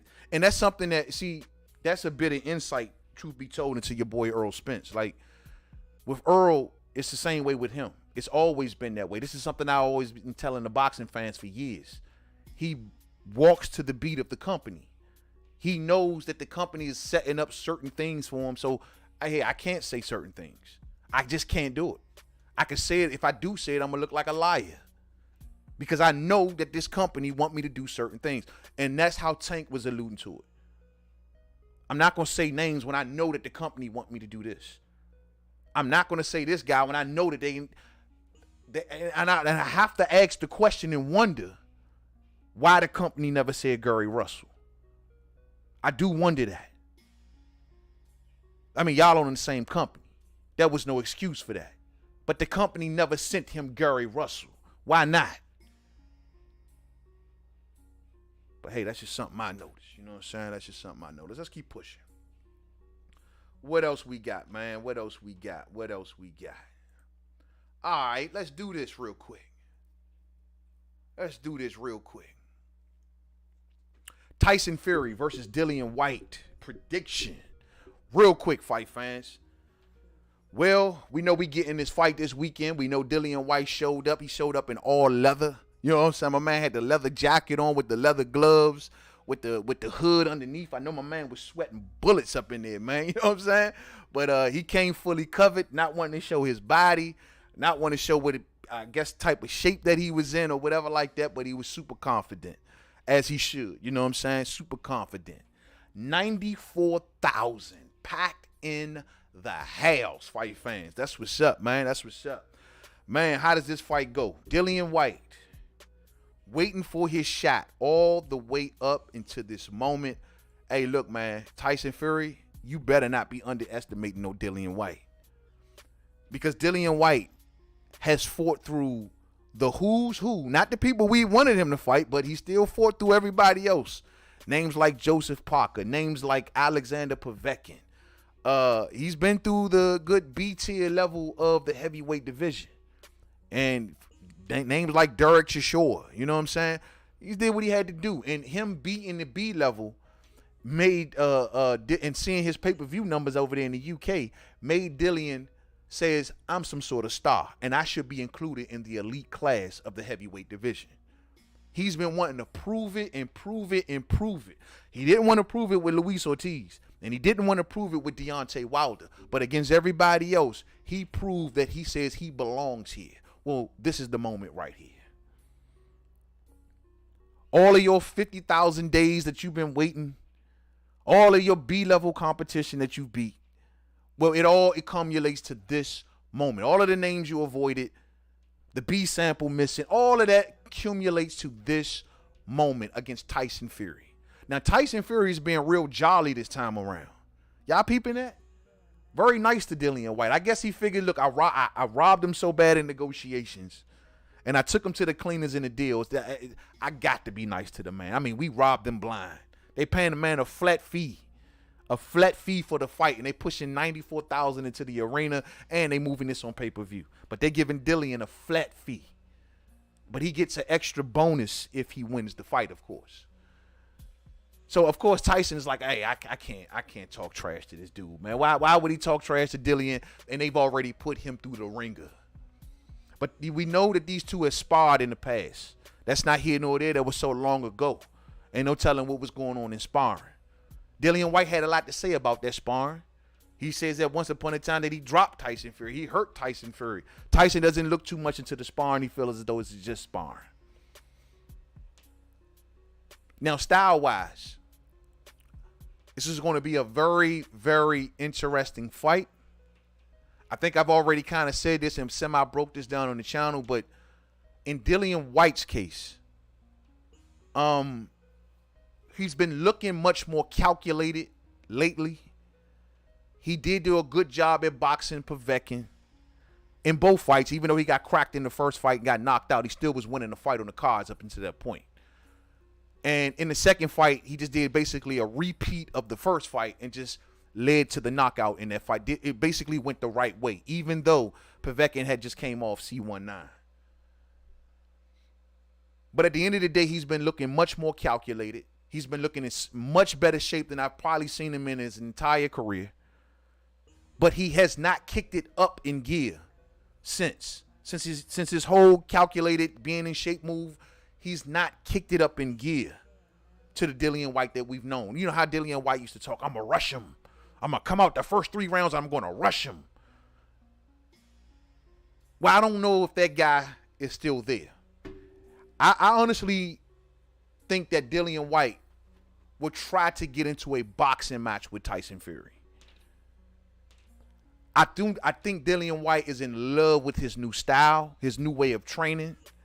I think he likes what he sees when he goes back and watches the fight. He sees a much better fighter, a much more poised, better fighter that's working behind a better jab, that's in better shape, that has better stamina, that's pacing himself a lot better.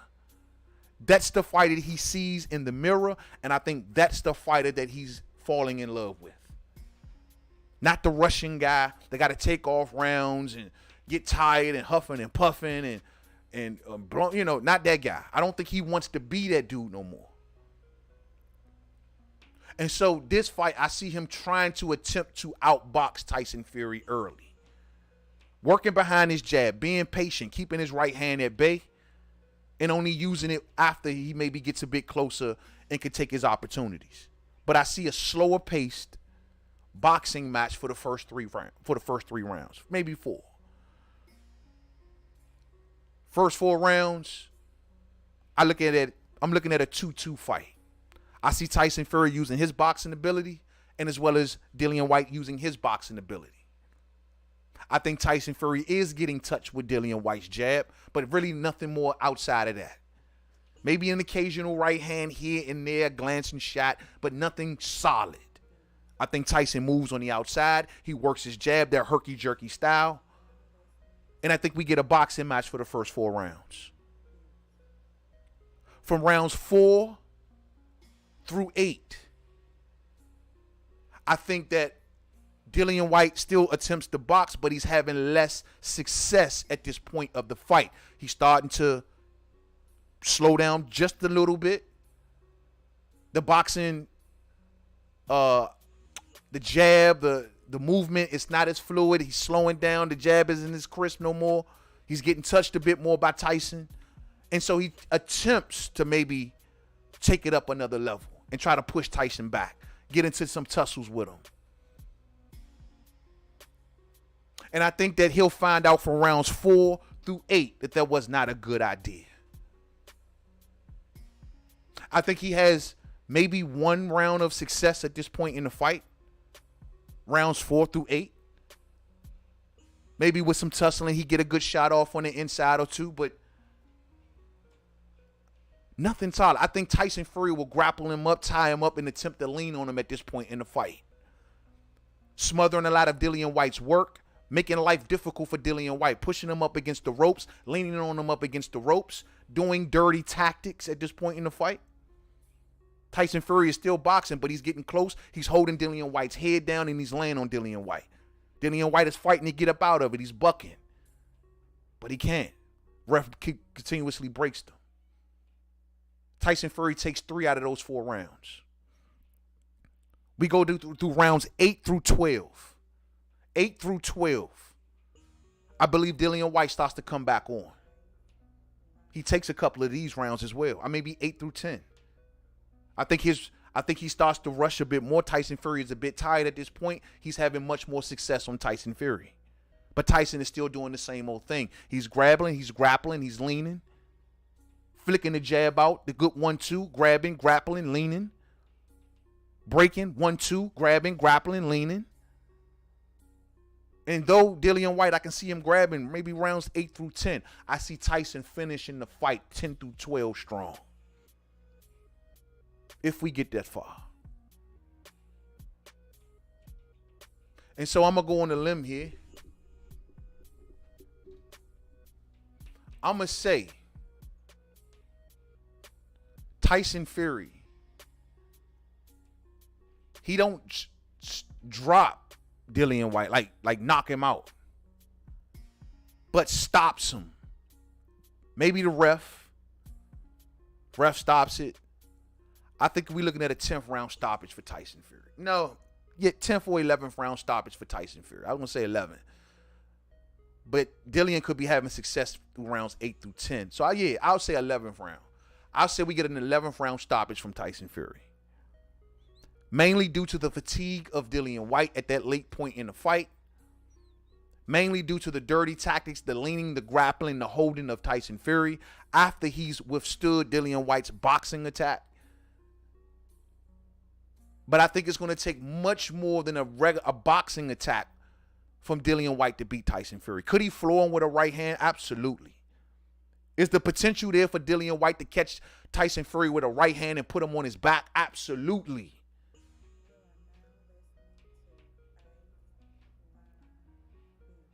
But I don't see him. I see Tyson Fury stopping Dillian Whyte late. Mainly through fatigue. Mainly through fatigue and stamina. I think the championship rounds is what Dillian's going to fold. I think all of these 5,000 days or whatever he's been waiting is going to keep him on his feet. It's going to keep him determined because he's waited so long to get to this point. He ain't going to go away easy. He ain't going to go away willingly. So it's going to take maybe a stoppage from the ref to a certain degree. But I think he'll be huffing and puffing. Tyson will be landing shots on him down the stretch. But I think he boxes well early and even some points late in the fight. But I think Tyson Fury, his tactics, his girth, his physical abilities to a certain degree. I think those are the things that'll beat Dillian Whyte. I don't think Tyson is nearly as sharp maybe as he was once upon a time, especially now since he's hooked up with Sugar Hill and Kronk. I think he loves being this battering ram. He loves being this big girth of a man. What is he, like 260 right now? 260 something? It was at the weigh-in? He loves to be this big man. His father loves for him to be this big, strong man. And I think that's the guy that Tyson has fallen in love with. And I think he uses that to his best of ability. That's his emergency lever. Whenever he's in trouble, if he's losing a fight, he'll use his physical attributes. He'll lean, he'll lay, he'll tie on you, he'll grapple you, he'll tire you out. You got to tussle with a damn near 7-foot man, damn near 300 pounds. How many rounds of that you gonna be able to take of him laying on you? Once he feels like your jab is getting through too much, you're landing too many right hands. You may be even outboxing him to a certain degree. Tyson will go into second gear. He will start to throw those long shots, those lunging shots, and he'll start to grab you and grapple you. And I think he does go into that mode. And I don't think Dillian going to be able to take but so many rounds of it and still remain the same fighter. Deontay Wilder couldn't do it. A lot of other fighters before Wilder couldn't do it.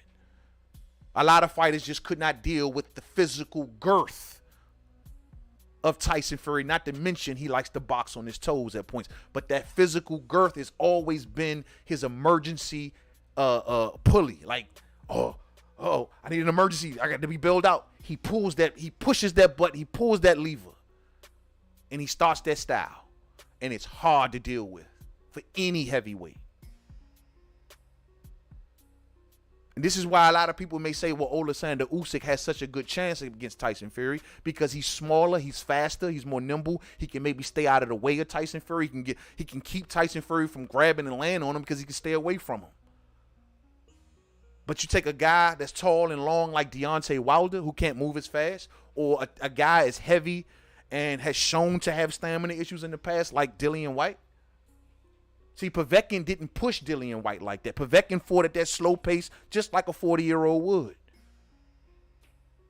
Tyson is not going to do that. If Tyson finds out he's down in that fight, if his coach does that, you're down thing, you're losing the fight, watch the version of Tyson Fury that you get at that point. It's all jolly and happy time until he find out he's losing, or if he find out he's in a close fight. And then Tyson goes into this emergency mode that's hard as hell for anybody to deal with. So we'll see. So I favor Tyson Fury for the stoppage. I favor Tyson Fury for the stoppage in the 11th round. We'll see. Enjoy this fight, UK. Enjoy this fight. I like I told y'all before, it ain't getting much traction out here in the US of A. It ain't. And Deontay Wilder and Tyson Fury, well, Tyson Fury's popularity from that only pretty much may exist here. Even to that extent, not much. But UK, screw all that. Y'all enjoy this fight. You turn up for this fight. I envy y'all to a certain degree with this fight. Because just like I did with the Kell Brook and the Amir Khan fight. I don't give a damn about all of the news about, 94,000, but the tickets are cheap. Hey, good for y'all, man. Shit, do that shit over here. Good for y'all, man. Unfortunately, this fight will be shown mid-afternoon on a Saturday afternoon. I won't even be able to catch this joint live. I will probably have to come back on a Sunday to talk about this fight because I will not be able to catch it live, unfortunately. It's literally happening on a Saturday at 5 o'clock in the afternoon. Hey, look, man, if you're spending time with your family, your friends, or anybody else, your loved ones, your girl, your boyfriend, whatever, that is like the super-duper prime time you're doing it. That is the worst time to put on a fight here in America. But I will say to the UK, enjoy this, man. And I will be watching. I'm going to watch the fight from the opening bell to the final bell all day. But I can't promise that I'll catch it live, unfortunately. But I'm looking forward to this fight. I am going to make an effort to try to catch it live, but I can't promise nothing. But I will say this is going to be a great fight, a cracking fight. It's good to see Dillian Whyte getting his just due. Unfortunately, he went up against a couple snakes that got him pushed out of the deal and got, the money he's getting for this big event because it takes two to tango. But at least he didn't back away. He didn't run away from it. And I respect his position about not showing up to none of the press conferences and stuff because they're not paying him for it. So we'll see. Great fight indeed. You know what I'm saying? Hey, Ray-Ban says, yo, man, I'm going to the Valdez and Shakur fight. Oh, for real? Hey, Slim, that's going to be a hell of a fight. Enjoy yourself, Ray-Bans. Enjoy yourself, bro. Come on back and tell us what it was like in the building, bro. I know that thing gonna be electrifying that night, champ. Electrifying, man. Enjoy yourself, Ray-Bans. Enjoy. Muhammad told us, says, I think that Tank wants to keep the lion's share of the purses when it comes to the big fights. That's smart. Can't be mad at him for it. That perhaps may be exactly what's going on. Look at what Terrence Crawford did. Got the hell away from Bob Arum and now ready to make the biggest fight of his career. On his own terms. You know what I'm saying? Maybe you're right, Muhammad Tola. I can't be mad at Tank for that, but it's risky. Once again, it's very, very risky. You know what I'm saying? It's very, very risky. Yeah, enjoy yourself, bro. Enjoy yourself, Ray-Bans. Enjoy yourself, man. Muhammad Tola says Tank is all over the place. He's been built into a pay-per-view star. He's getting paid, and he ain't never asked for a big fight. So what's the problem? Tank should go and sit down somewhere. You just hit it on the head, bro. He's about to go into that portion of his career. And he knows it. And he wants GTD Promotions on the banner. He wants GTD Promotions on the banner. Respect. All right, y'all, let's get ready, man. I got 2 more things to get to, and I'm out of here, man. I got 2 more, but I'm going to try to speed through these real quick, man. All right, this here. This one right here. Keith wants in, fight fans. Keith wants in. All right, let's pull up some words, some recent words from my main man, 100 grand, Keith Thurman. You know what I'm saying? One time, like, hold up, y'all. Y'all can say all of this, y'all talk y'all want to, man. At the end of the day, somebody still got to come and see one time. You know what I'm saying? And this is the thing that we are definitely keeping our third eye on, fight fans. I've been trying to keep this, lay breadcrumbs around the channel of don't forget about Keith. Don't forget about Keith. And the reason I'm doing that is because as excited as I am about a possibility of Errol Spence and Terrence Crawford, and I'm very excited about it. Y'all already know. The fact of the matter, this Keith Thurman question still ain't been answered. This Keith Thurman issue is still lingering, and it ain't been settled. Now, Keith, to his compliment, to his credit, did give a little bit of daylight in this recent interview over there on the PBC podcast. And he did give a little bit of daylight that he may be flexible to go and want to do other things and not worry about Crawford and Spence. But however, he's also saying on the flip side, don't get it twisted, I would love to have the winner. I mean, I would love to face Terrence Crawford, and the winner then goes and face Errol Spence Jr. This is how Keith is talking. You mix that with the fact that PBC about a week or so ago let out the graphic on Twitter asking the boxing fans, how do y'all feel about a fight between Keith Thurman and Errol Spence Jr.? So they are keeping Keith in the mix, whether it's a clout chase because they talking about the 2 hottest fighters and just to keep Keith named relevant. It could be that, we don't know, or it could be real talk. But either way you slice it, I don't trust PBC. I just don't. Excuse me for, sorry, Fight. I don't trust any of that shit. I don't trust nothing that PBC is saying until I see these fighters in the ring. I don't know what they really want. And so let's look into the words of Keith Thurman, man. Real quick, fight fans. Let's see what Keith is talking about. If y'all have missed this, I'm sure most of y'all have probably already seen this, but if you know, we're gonna put this up on the screen real quick. Hold on. So we're gonna roll with this, man. And news over there on Boxing News 24. Salute to Boxing News 24. This article was written by Dan Ambrose. Dan Ambrose. We see Dan Ambrose a lot. You know what I'm saying? Salute to Dan Ambrose. And if y'all want to read this full article, please, by all means, go over there and check it on out. You know what I'm saying? Now, I just want to deal with the quotes that was taken from the PBC podcast, a recent interview done by Keith Thurman, and what he has to say. According to Keith Thurman, he is waiting for a phone call. He says, and I quote, I expect to have that phone call soon with Al Heyman. We're at a point where we have a little bit of time, where I look at elite fighters. You're always looking at a 5 or 6 month window on a return. So I think that we're still on track to make all of that happen. So He's saying that if he's going to take an elite fighter, he needs a 5 or 6 month window on a return. Is that what he's saying here? And he's saying they're still on track to make that happen. He says that the question is, who are we going to see in the ring now? Right now, I'm just patiently waiting. I hope that we can make the best fight possible. I've done it in the past, and I continue to want to do it. Salute to Keith for that, man. I agree to that. Keith Thurman ain't fought nothing but the best. As hard as the time that Keith Thurman always gets.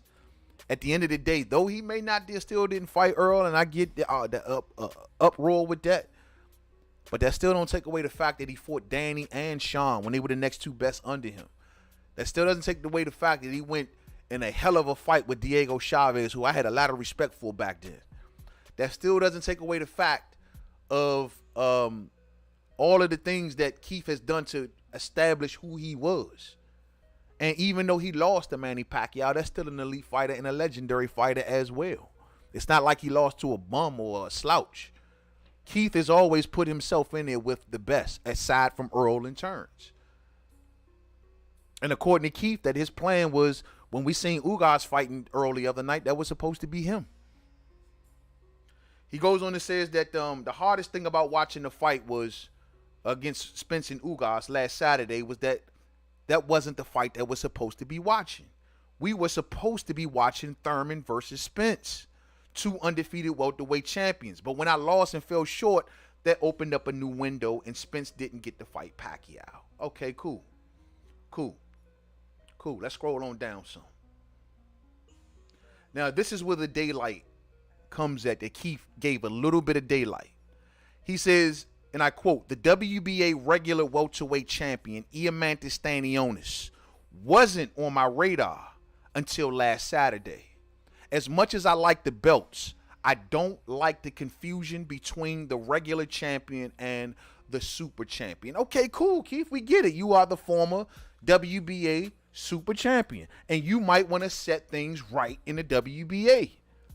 I think this makes sense. If you want to go and fight Diamantis Stanionis, something that I've suggested in the past here on the channel, I don't think that's a bad idea. Why? Because the WBA will show Keith a ton of respect, given he's their former champion. They never stripped Keith, remember? The WBC did. The WBA didn't. They let him hold on to his belt that whole time he set out. And he lost it to Manny Pacquiao.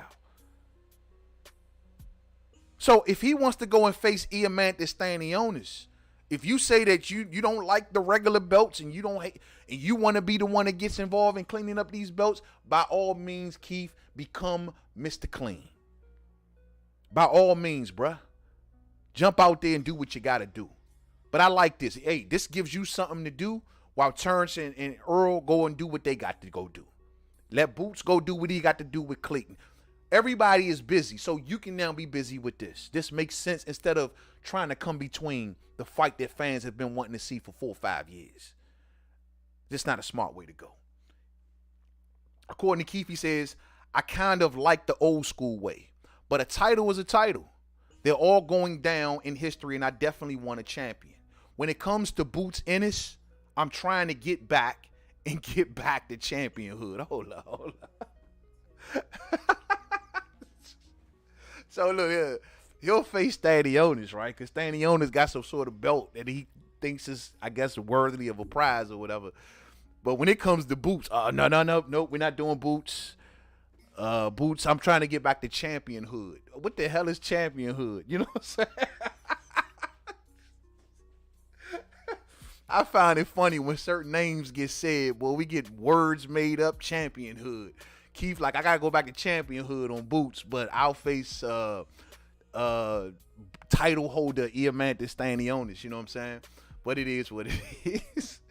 You know, the answers always change with certain names. So he ain't interested in Boots.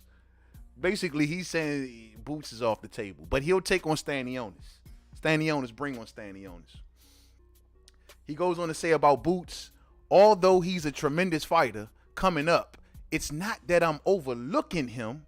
I'll look at any contract that is realistic fight with a realistic date, with a realistic paycheck. Hold up, I'm sorry. Look at all of this shit, bro. We talk about boots like we got to get all technical now, bro. Oh, it got to be a contract that got a realistic fight with a realistic date and a realistic paycheck in a realistic building with a realistic ring and a realistic ref.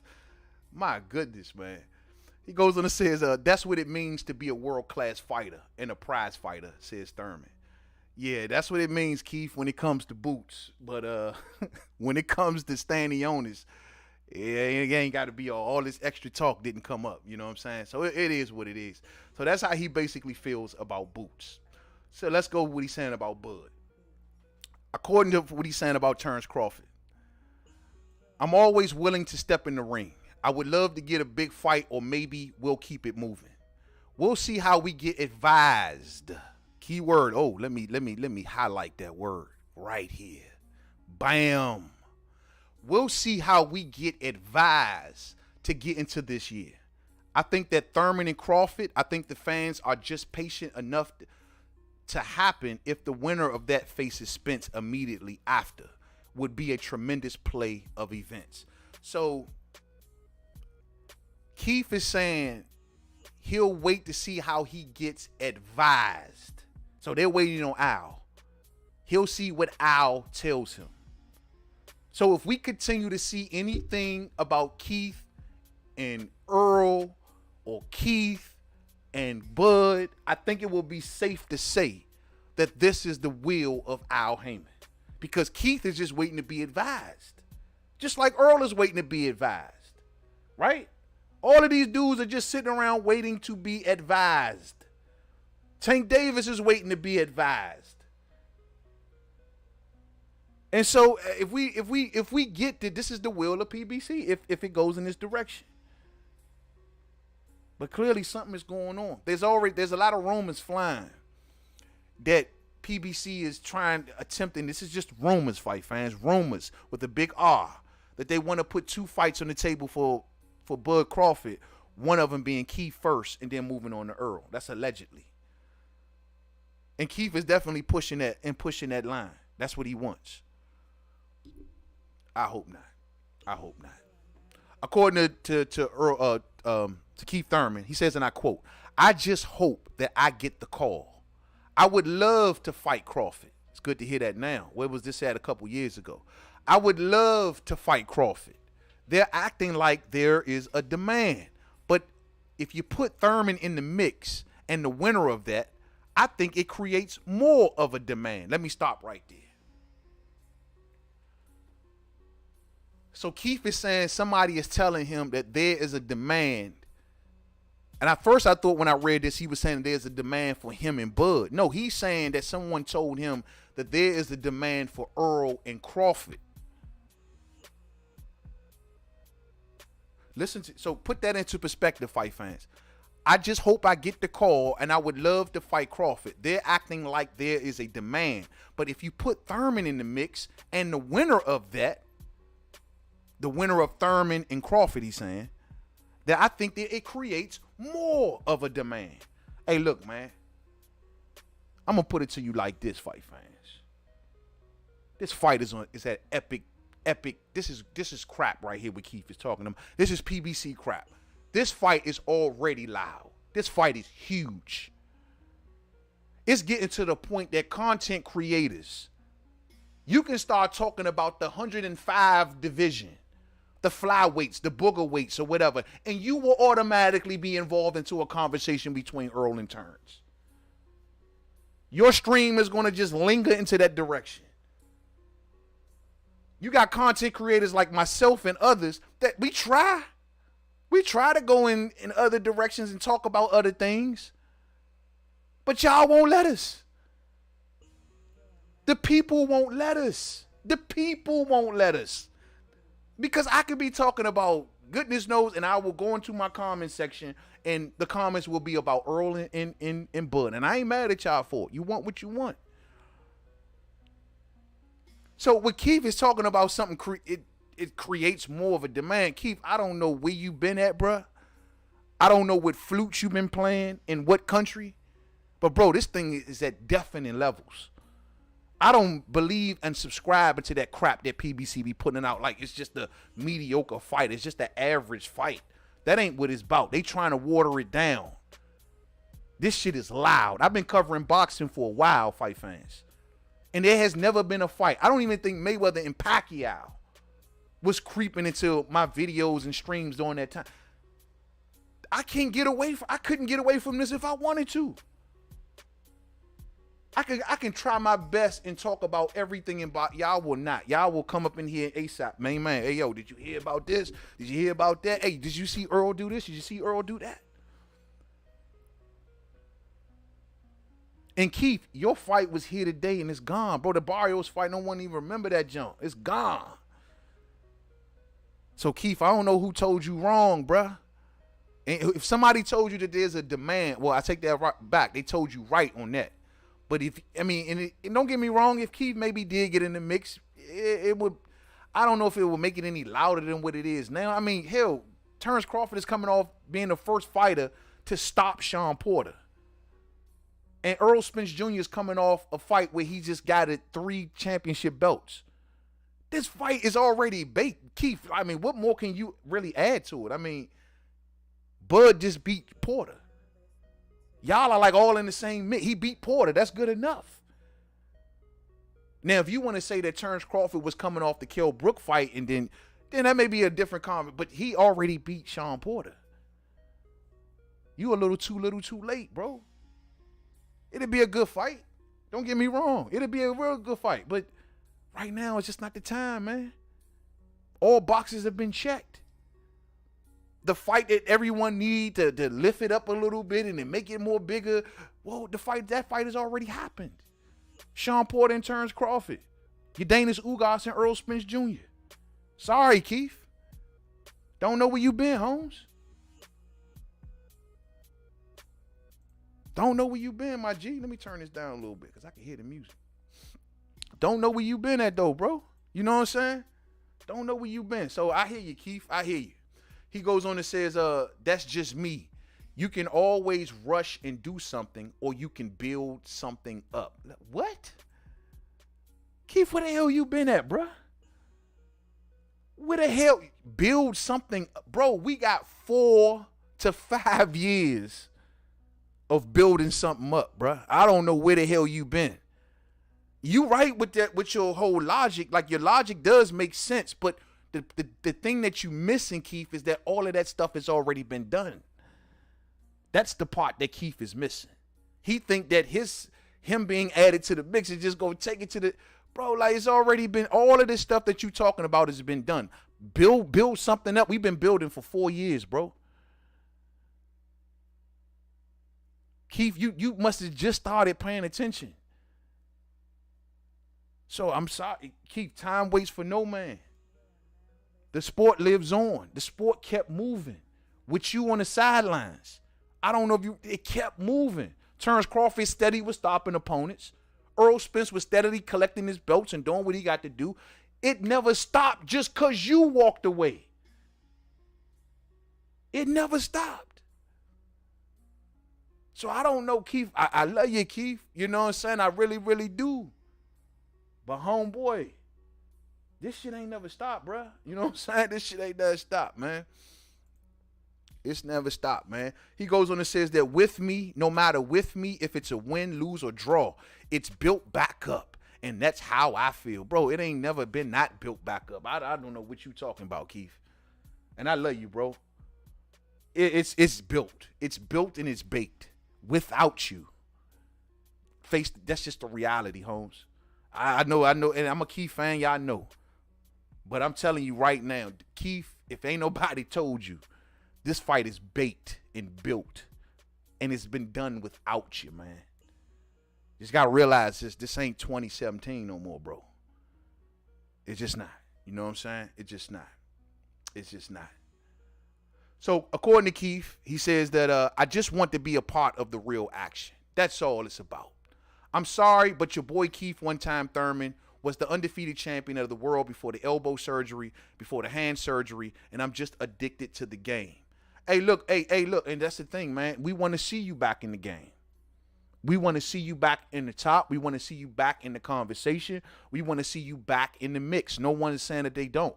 We're just saying that you picked a very, very bad time to want to come back and do this. This should have been done years ago, it could be said, or a year or so ago. And now I just feel like Keith is in a position where, and yeah, like I told people, he may get a chance to go after all of these belts in one fight. But I think Keith should wait his part and be revisited afterwards. And then also, think about this. Keith, you could do yourself a favor in the meantime. You can go in and snatch a scalp, a decent scalp, and then it's going to be hard for the winner of that fight to resist you. Why ain't nobody thinking about those terms?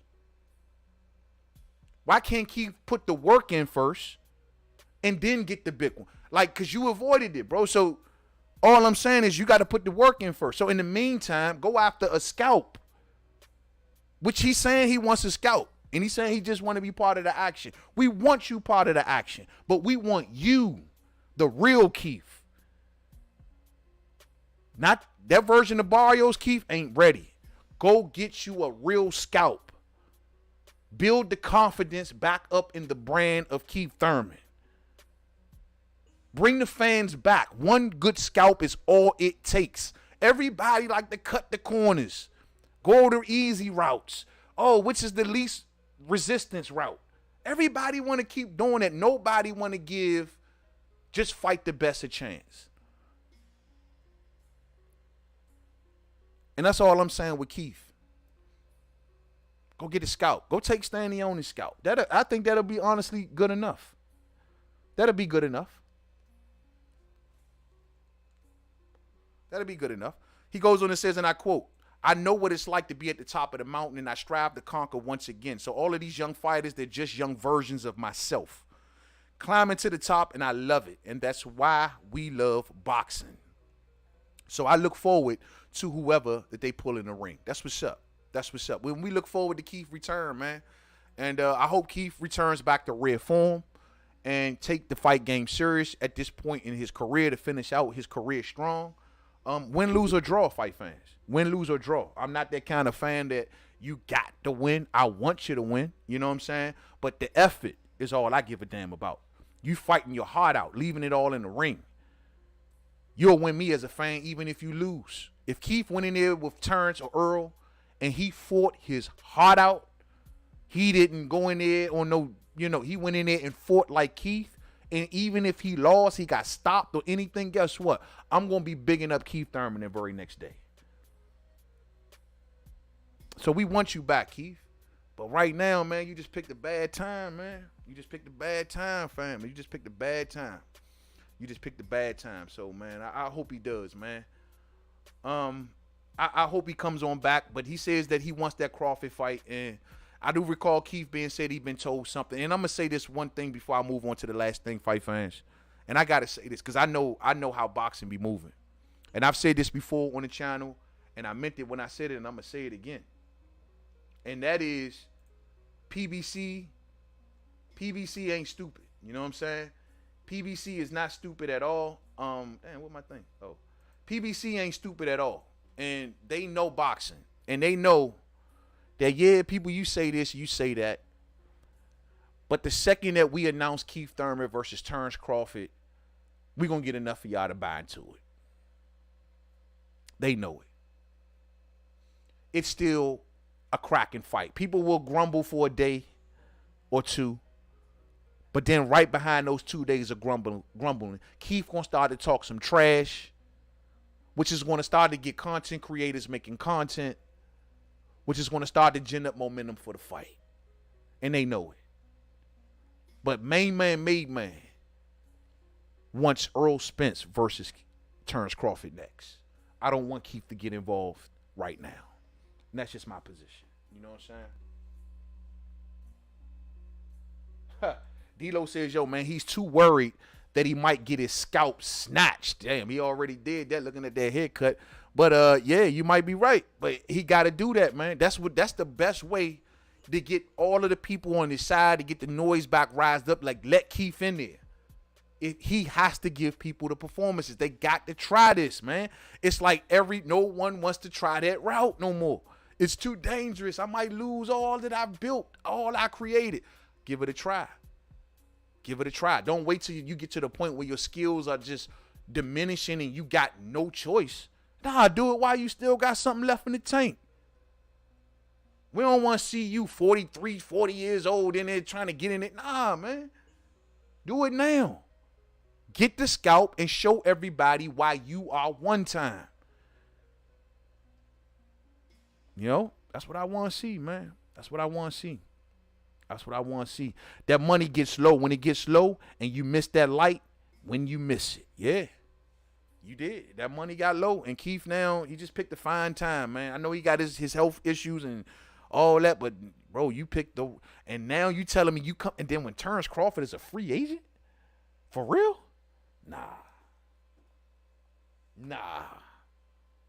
Nah, Keith. No. Wrong time, brother. Wrong time. All right, fight fans. And now, last but not least, of course, I got one more thing to get into, and I'm out of here. You know what I'm saying? I got to open up the phone lines one good time. But y'all thought that I was going to overlook this. Did y'all think that I was going to overlook this? Did you think that I was going to overlook the 240 that was sold by Earl Spence Jr., according to Dan Rayfield, Fight Fans, boxing reporter? He says, per his sources, that Earl Spence Jr. and SpenceUgas sold about 240,000 pay-per-view buys. Now, this is opposed to the initial rumors of 500,000 pay-per-view buys. Now, I'm not sitting here going to blame nobody, you know, for anybody who took that and probably ran with it. It is what it is. Look, boxing media works in mysterious ways. Things change all the time, especially when it comes to pay-per-view figures.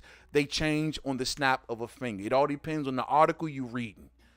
Sometimes, I mean, you're going to have people that's going to come out and say that this is false. You're going to have people come out and say, oh, I got the real numbers. I have the sources. Everyone has them. But I'm going to take Dan's because Dan is actually like put his credibility, I would think, is more important than just saying any old lazy type number, right? 240, Fight Fans. This is the big fish. The Dallas Cowboys. The state the size of a country. He's been out over a year. So he returns to a 3-belt unification. I would have thought that the reception would have been more warmer. But he does 240,000? What is this, like about 10 or 15,000 more than Tank's last fight? What did Tank do, like 225 or something like that? 240,000. I know y'all may say, well, man, that's not the worst numbers in the world. In today's pay-per-view climate with the illegal streaming and all. Hey, look, man. With all of the stuff that go into Earl Spence Jr., no freaking way. Y'all can make it like and try to look through this as a success or a glass half full, but he's the big fish. And let me say something to y'all Spence fans real quick. See, the thing is, because I seen the Twitter posts.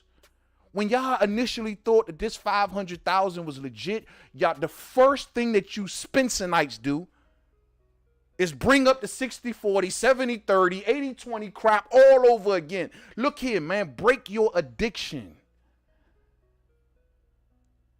Y'all could not wait.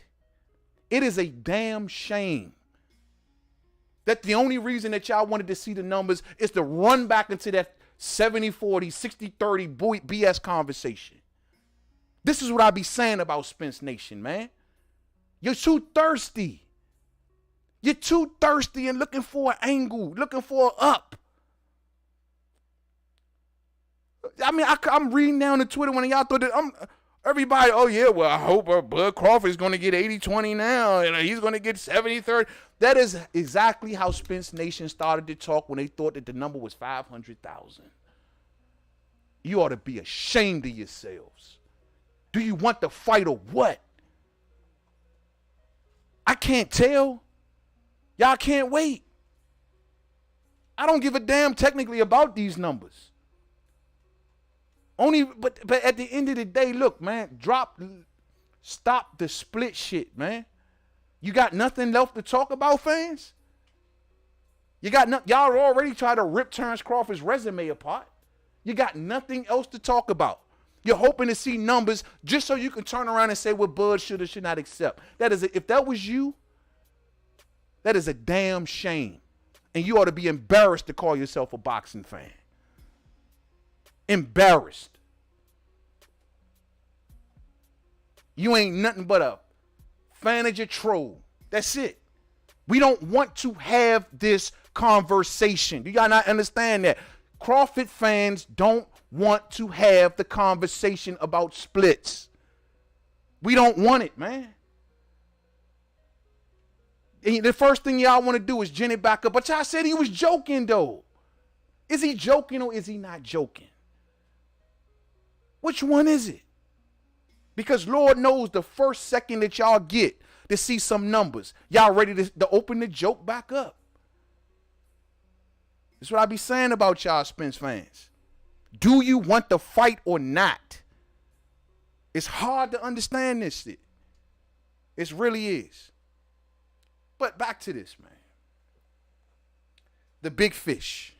So, look, man, this is what I've been trying to explain to the Spence fans for as far as I can remember. These numbers are okay. They are aight. They're not crap, I will admit. They're not in the tank crap. But they are aight. They okay, I guess. I still would have liked to see better on this man was out of the ring for over a year. Like, you would have thought the reception would have been warm. At least he did put 40,000 in the building, right? I mean, I guess the big fish did attract 40,000 to the building. I heard the tickets was like $35, $40, but at least he attracted a building full of people, right? I guess that's the good measure, the good barometer. He packed 40,000 in there. Good thing he had the Dallas Cowboys and Michael Irvin and all of the players and shit at the weigh-in and all that. That's good to see. I still would have thought better than this, man. He's the big fish. I truly believe now, if Crawford did not fight Sean Porter on ESPN Plus, the app, if they would have actually put this, because according to this Earl Spence numbers, this was shown on satellite, linear, and all around the world, and all of these different places, full like pay-per-views everywhere. Like it was on blast. As for my man Terrence Crawford, who was just placed on the app on ESPN Plus, and he still hit like what 125 or 130 or something like that, 130. So I'm a firm believer that if they would have put Crawford and Porter on full-fledged pay-per-view, guess what? They would have hit similar numbers to these. Y'all don't think so? Y'all don't think that they could have crept out another 100,000 if they would not have put Crawford and Porter on ESPN Plus? But this is the big fish. This is the big fish. With the level of promotion and talk and his fans, his fanages, I would have thought that these numbers would have been jumping off the damn page. And there's rumors that this is lower than this. I don't really know. But if this is just going to be the number that we working with, 240, it's all right. It ain't knocking me off my feet. It ain't, oh my God, he's a star. He's a star, main man. Everybody wants to be a star. But this ain't, you know what I'm saying? Like, the numbers are going downwards, fight fans. Didn't we talk about this? His numbers are, as far as pay-per-view is concerned, they're not trending up. PBC has to be looking at this like, oh my goodness, man, we got to get these. Yeah, they made probably a couple dollars, but they got to get these numbers up. This is not a star.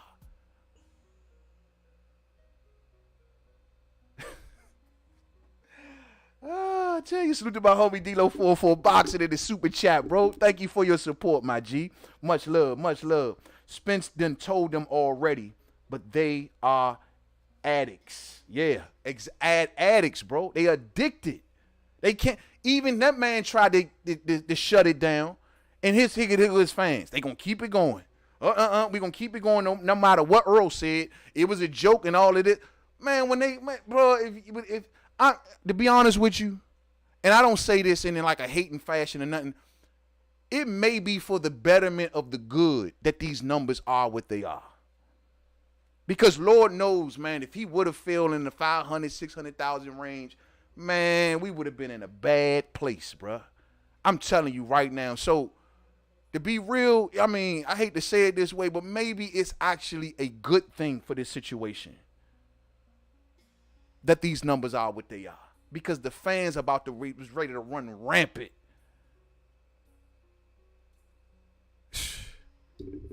I'm glad it is, you know what I'm saying? Hopefully it keeps everybody humble.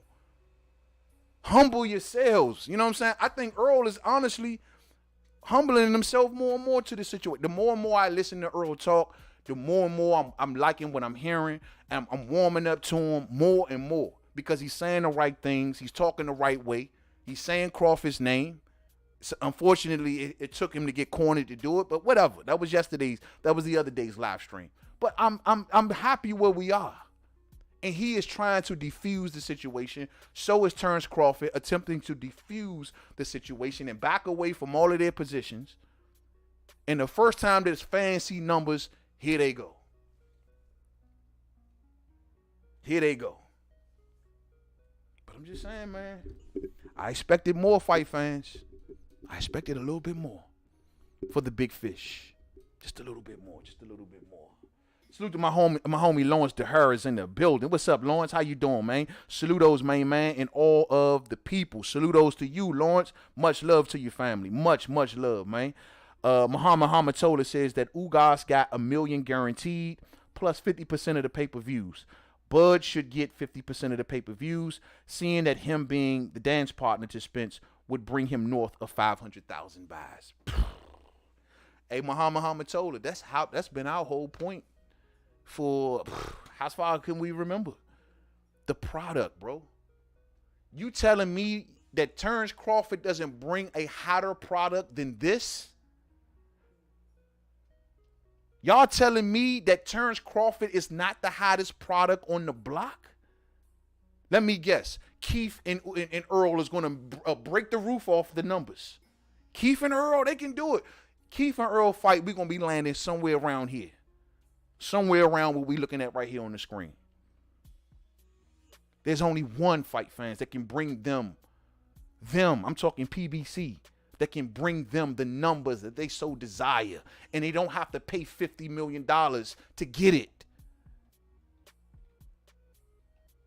They don't have to pay $60 million to get it. Like they did with Canelo. No. There's one name that can double these damn numbers.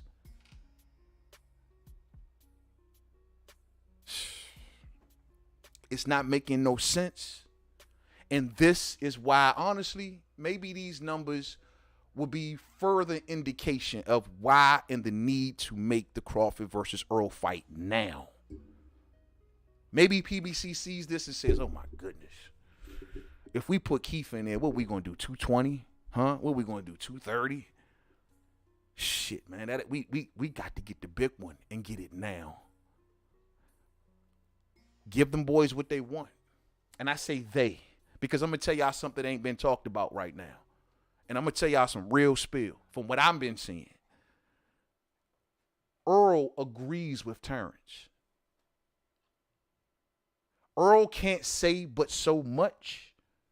You know, like, oh, man, yeah, we should get this in high guarantee and this, that, and that. Nah. Earl can't buck PBC, but so far, as you can see on this little tweet, he leave little breadcrumbs here and there, you know what I mean? That little welterweight crew. I told y'all tables turn. And that what he just said on his Twitter? What else he put out there? When they put the Keith Thurman stuff out there, would he put the L, take the L out of lover? Leaving little breadcrumbs, right? He agrees with Terrence Crawford. And what I mean by agree, I don't mean like, oh, well, he believes it may be even to, I mean, he agrees that both of them men should get the high guarantee and they should get their worth. I've heard him on more than one occasion say it. He believes that. He can't be the one to say, hey, PBC, yeah, I should be getting a $7-8 million guarantee for the Crawford fight. He can't say that. Crawford can say it. But you don't see Earl objecting to that shit neither. Because he knows just as much that Crawford's going to ask for, he'll get paid just as much. So Crawford's fight is also his fight. This is why I always say respect both men. This is why I always say that these brothers are honestly probably behind the scenes. They talk more than y'all know. He knows that if Terrence Crawford's position is to give him a high guarantee, they got to give me one too. And I ain't never got nothing like that. It took Terrence Crawford to bring that shit to light to make it happen. I just had a 3-belt unification where he got $1 million or $1.5 million guaranteed. $1 million or $1.5 million when you got Terrence Crawford getting $3 million guaranteed against Jeff Horn. $3 million guaranteed against Jose Benavidez. $3 million guaranteed against Aegis Kalvalauskis. And you got Earl in a 3-belt unification with everyone says a top 5 welterweight in Ugas, a champion, and this is what he's getting?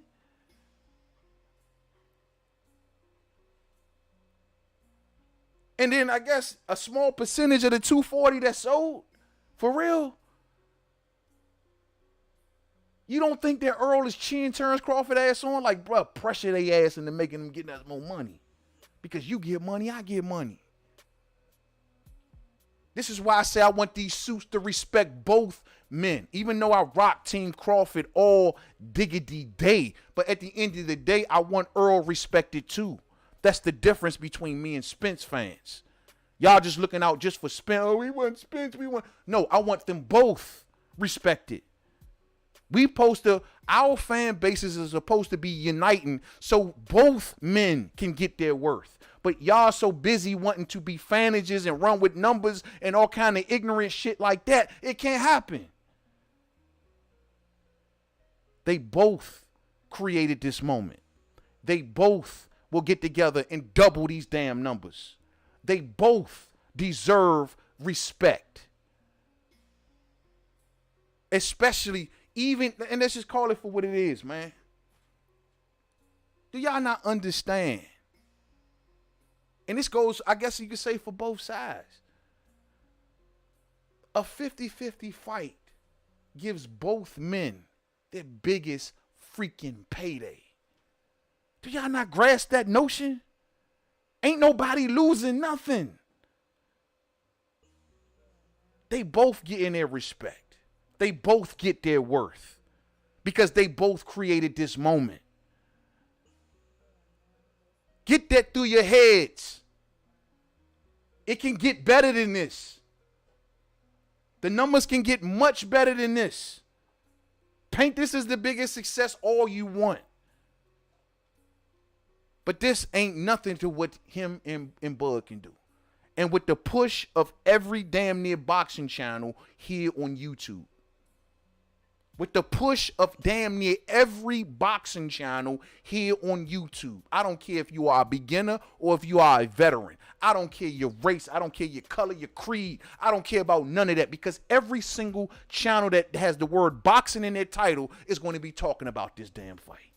It ain't like, say, with Dillian Whyte and Tyson Fury where you got maybe a handful of channels and that's maybe based out of the UK or have a big UK audience. They're the ones that talking about that.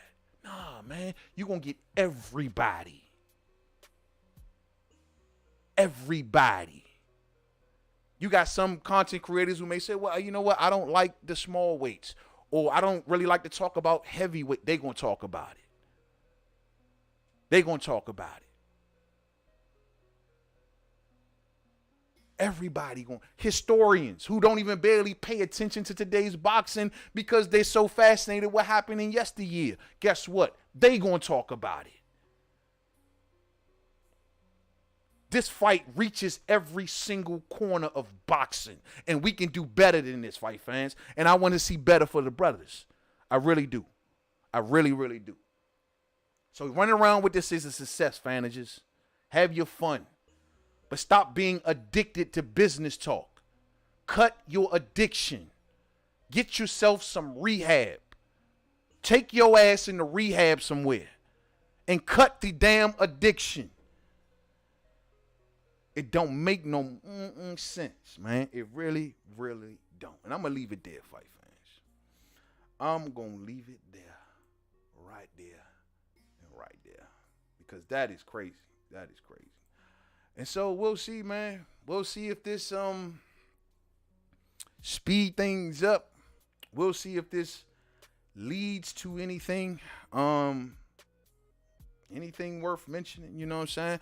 Fight fans, I know I said I was going to open up the phone lines, but I got to get out the door. I didn't even realize I was going to be talking this long. I'm going on 6 o'clock p.m. I'm not going to, unfortunately, be able to have enough time to get these phone calls in. I got to get out the door. I got a couple places that I have to be, unfortunately. So what I'm going to have to do to make that up to the fam is we'll do a strictly either call-in show sometime this weekend. It's either going to be a call-in show or a panel show. Whichever the way the fans want to go. You know what I'm saying? It's going to either be call-in or panel. But the next live stream will be a fully interactive live stream. You won't hear me talk as much. I'm going to have the fam on and see if y'all want to chop it up. Because I want to stay sorry about that, D-Ray. I got to get out the door, bro. I got to get out the door, man. Or some folks going to kill me, man. I got to go. I got to go. I got to go, fight fans. Damn, I really wanted to get a couple of them, man.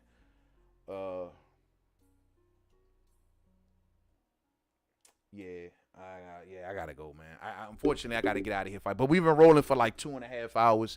For anybody who just joined us, you know what I mean? We've been going for a nice little while. I was hoping to keep the show a little shorter and sweeter, but I gotta get out of here, man. So what I'm gonna do is I'm definitely gonna return back. It may even be tonight. Don't count me out, fight fans. I might do a late night joint, man. But if not, but for sure, the next live stream, whenever it may be, it's gonna be fully interactive, 100%. You got my word on that. You know what I'm saying? Anybody that want to come on through, if your fam, come on through and or give me a call up. But I got to go, man. So much love to y'all all. Thumbs up, man, for the homie on the way out. If you did not hit it on the way in, share, and rock those bells. I hope y'all enjoyed this edition of Mainman Mademan's We Talking Boxing Live. Man, I'm really a little in the dumps about that not doing these phone calls, man. If I do it, I know I'm going to be running late. I got to go.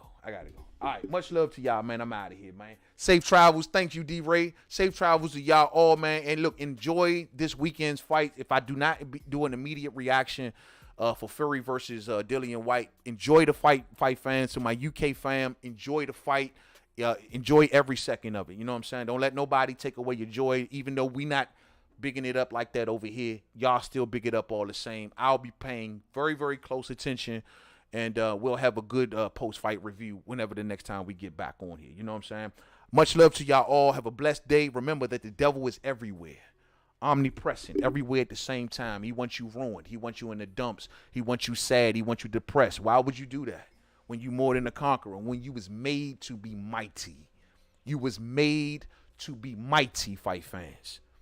We ain't going like that all day. Much love to the fam, and I see y'all in the next one. Thumbs up for me, fam, and until the next video, fam. Peace out.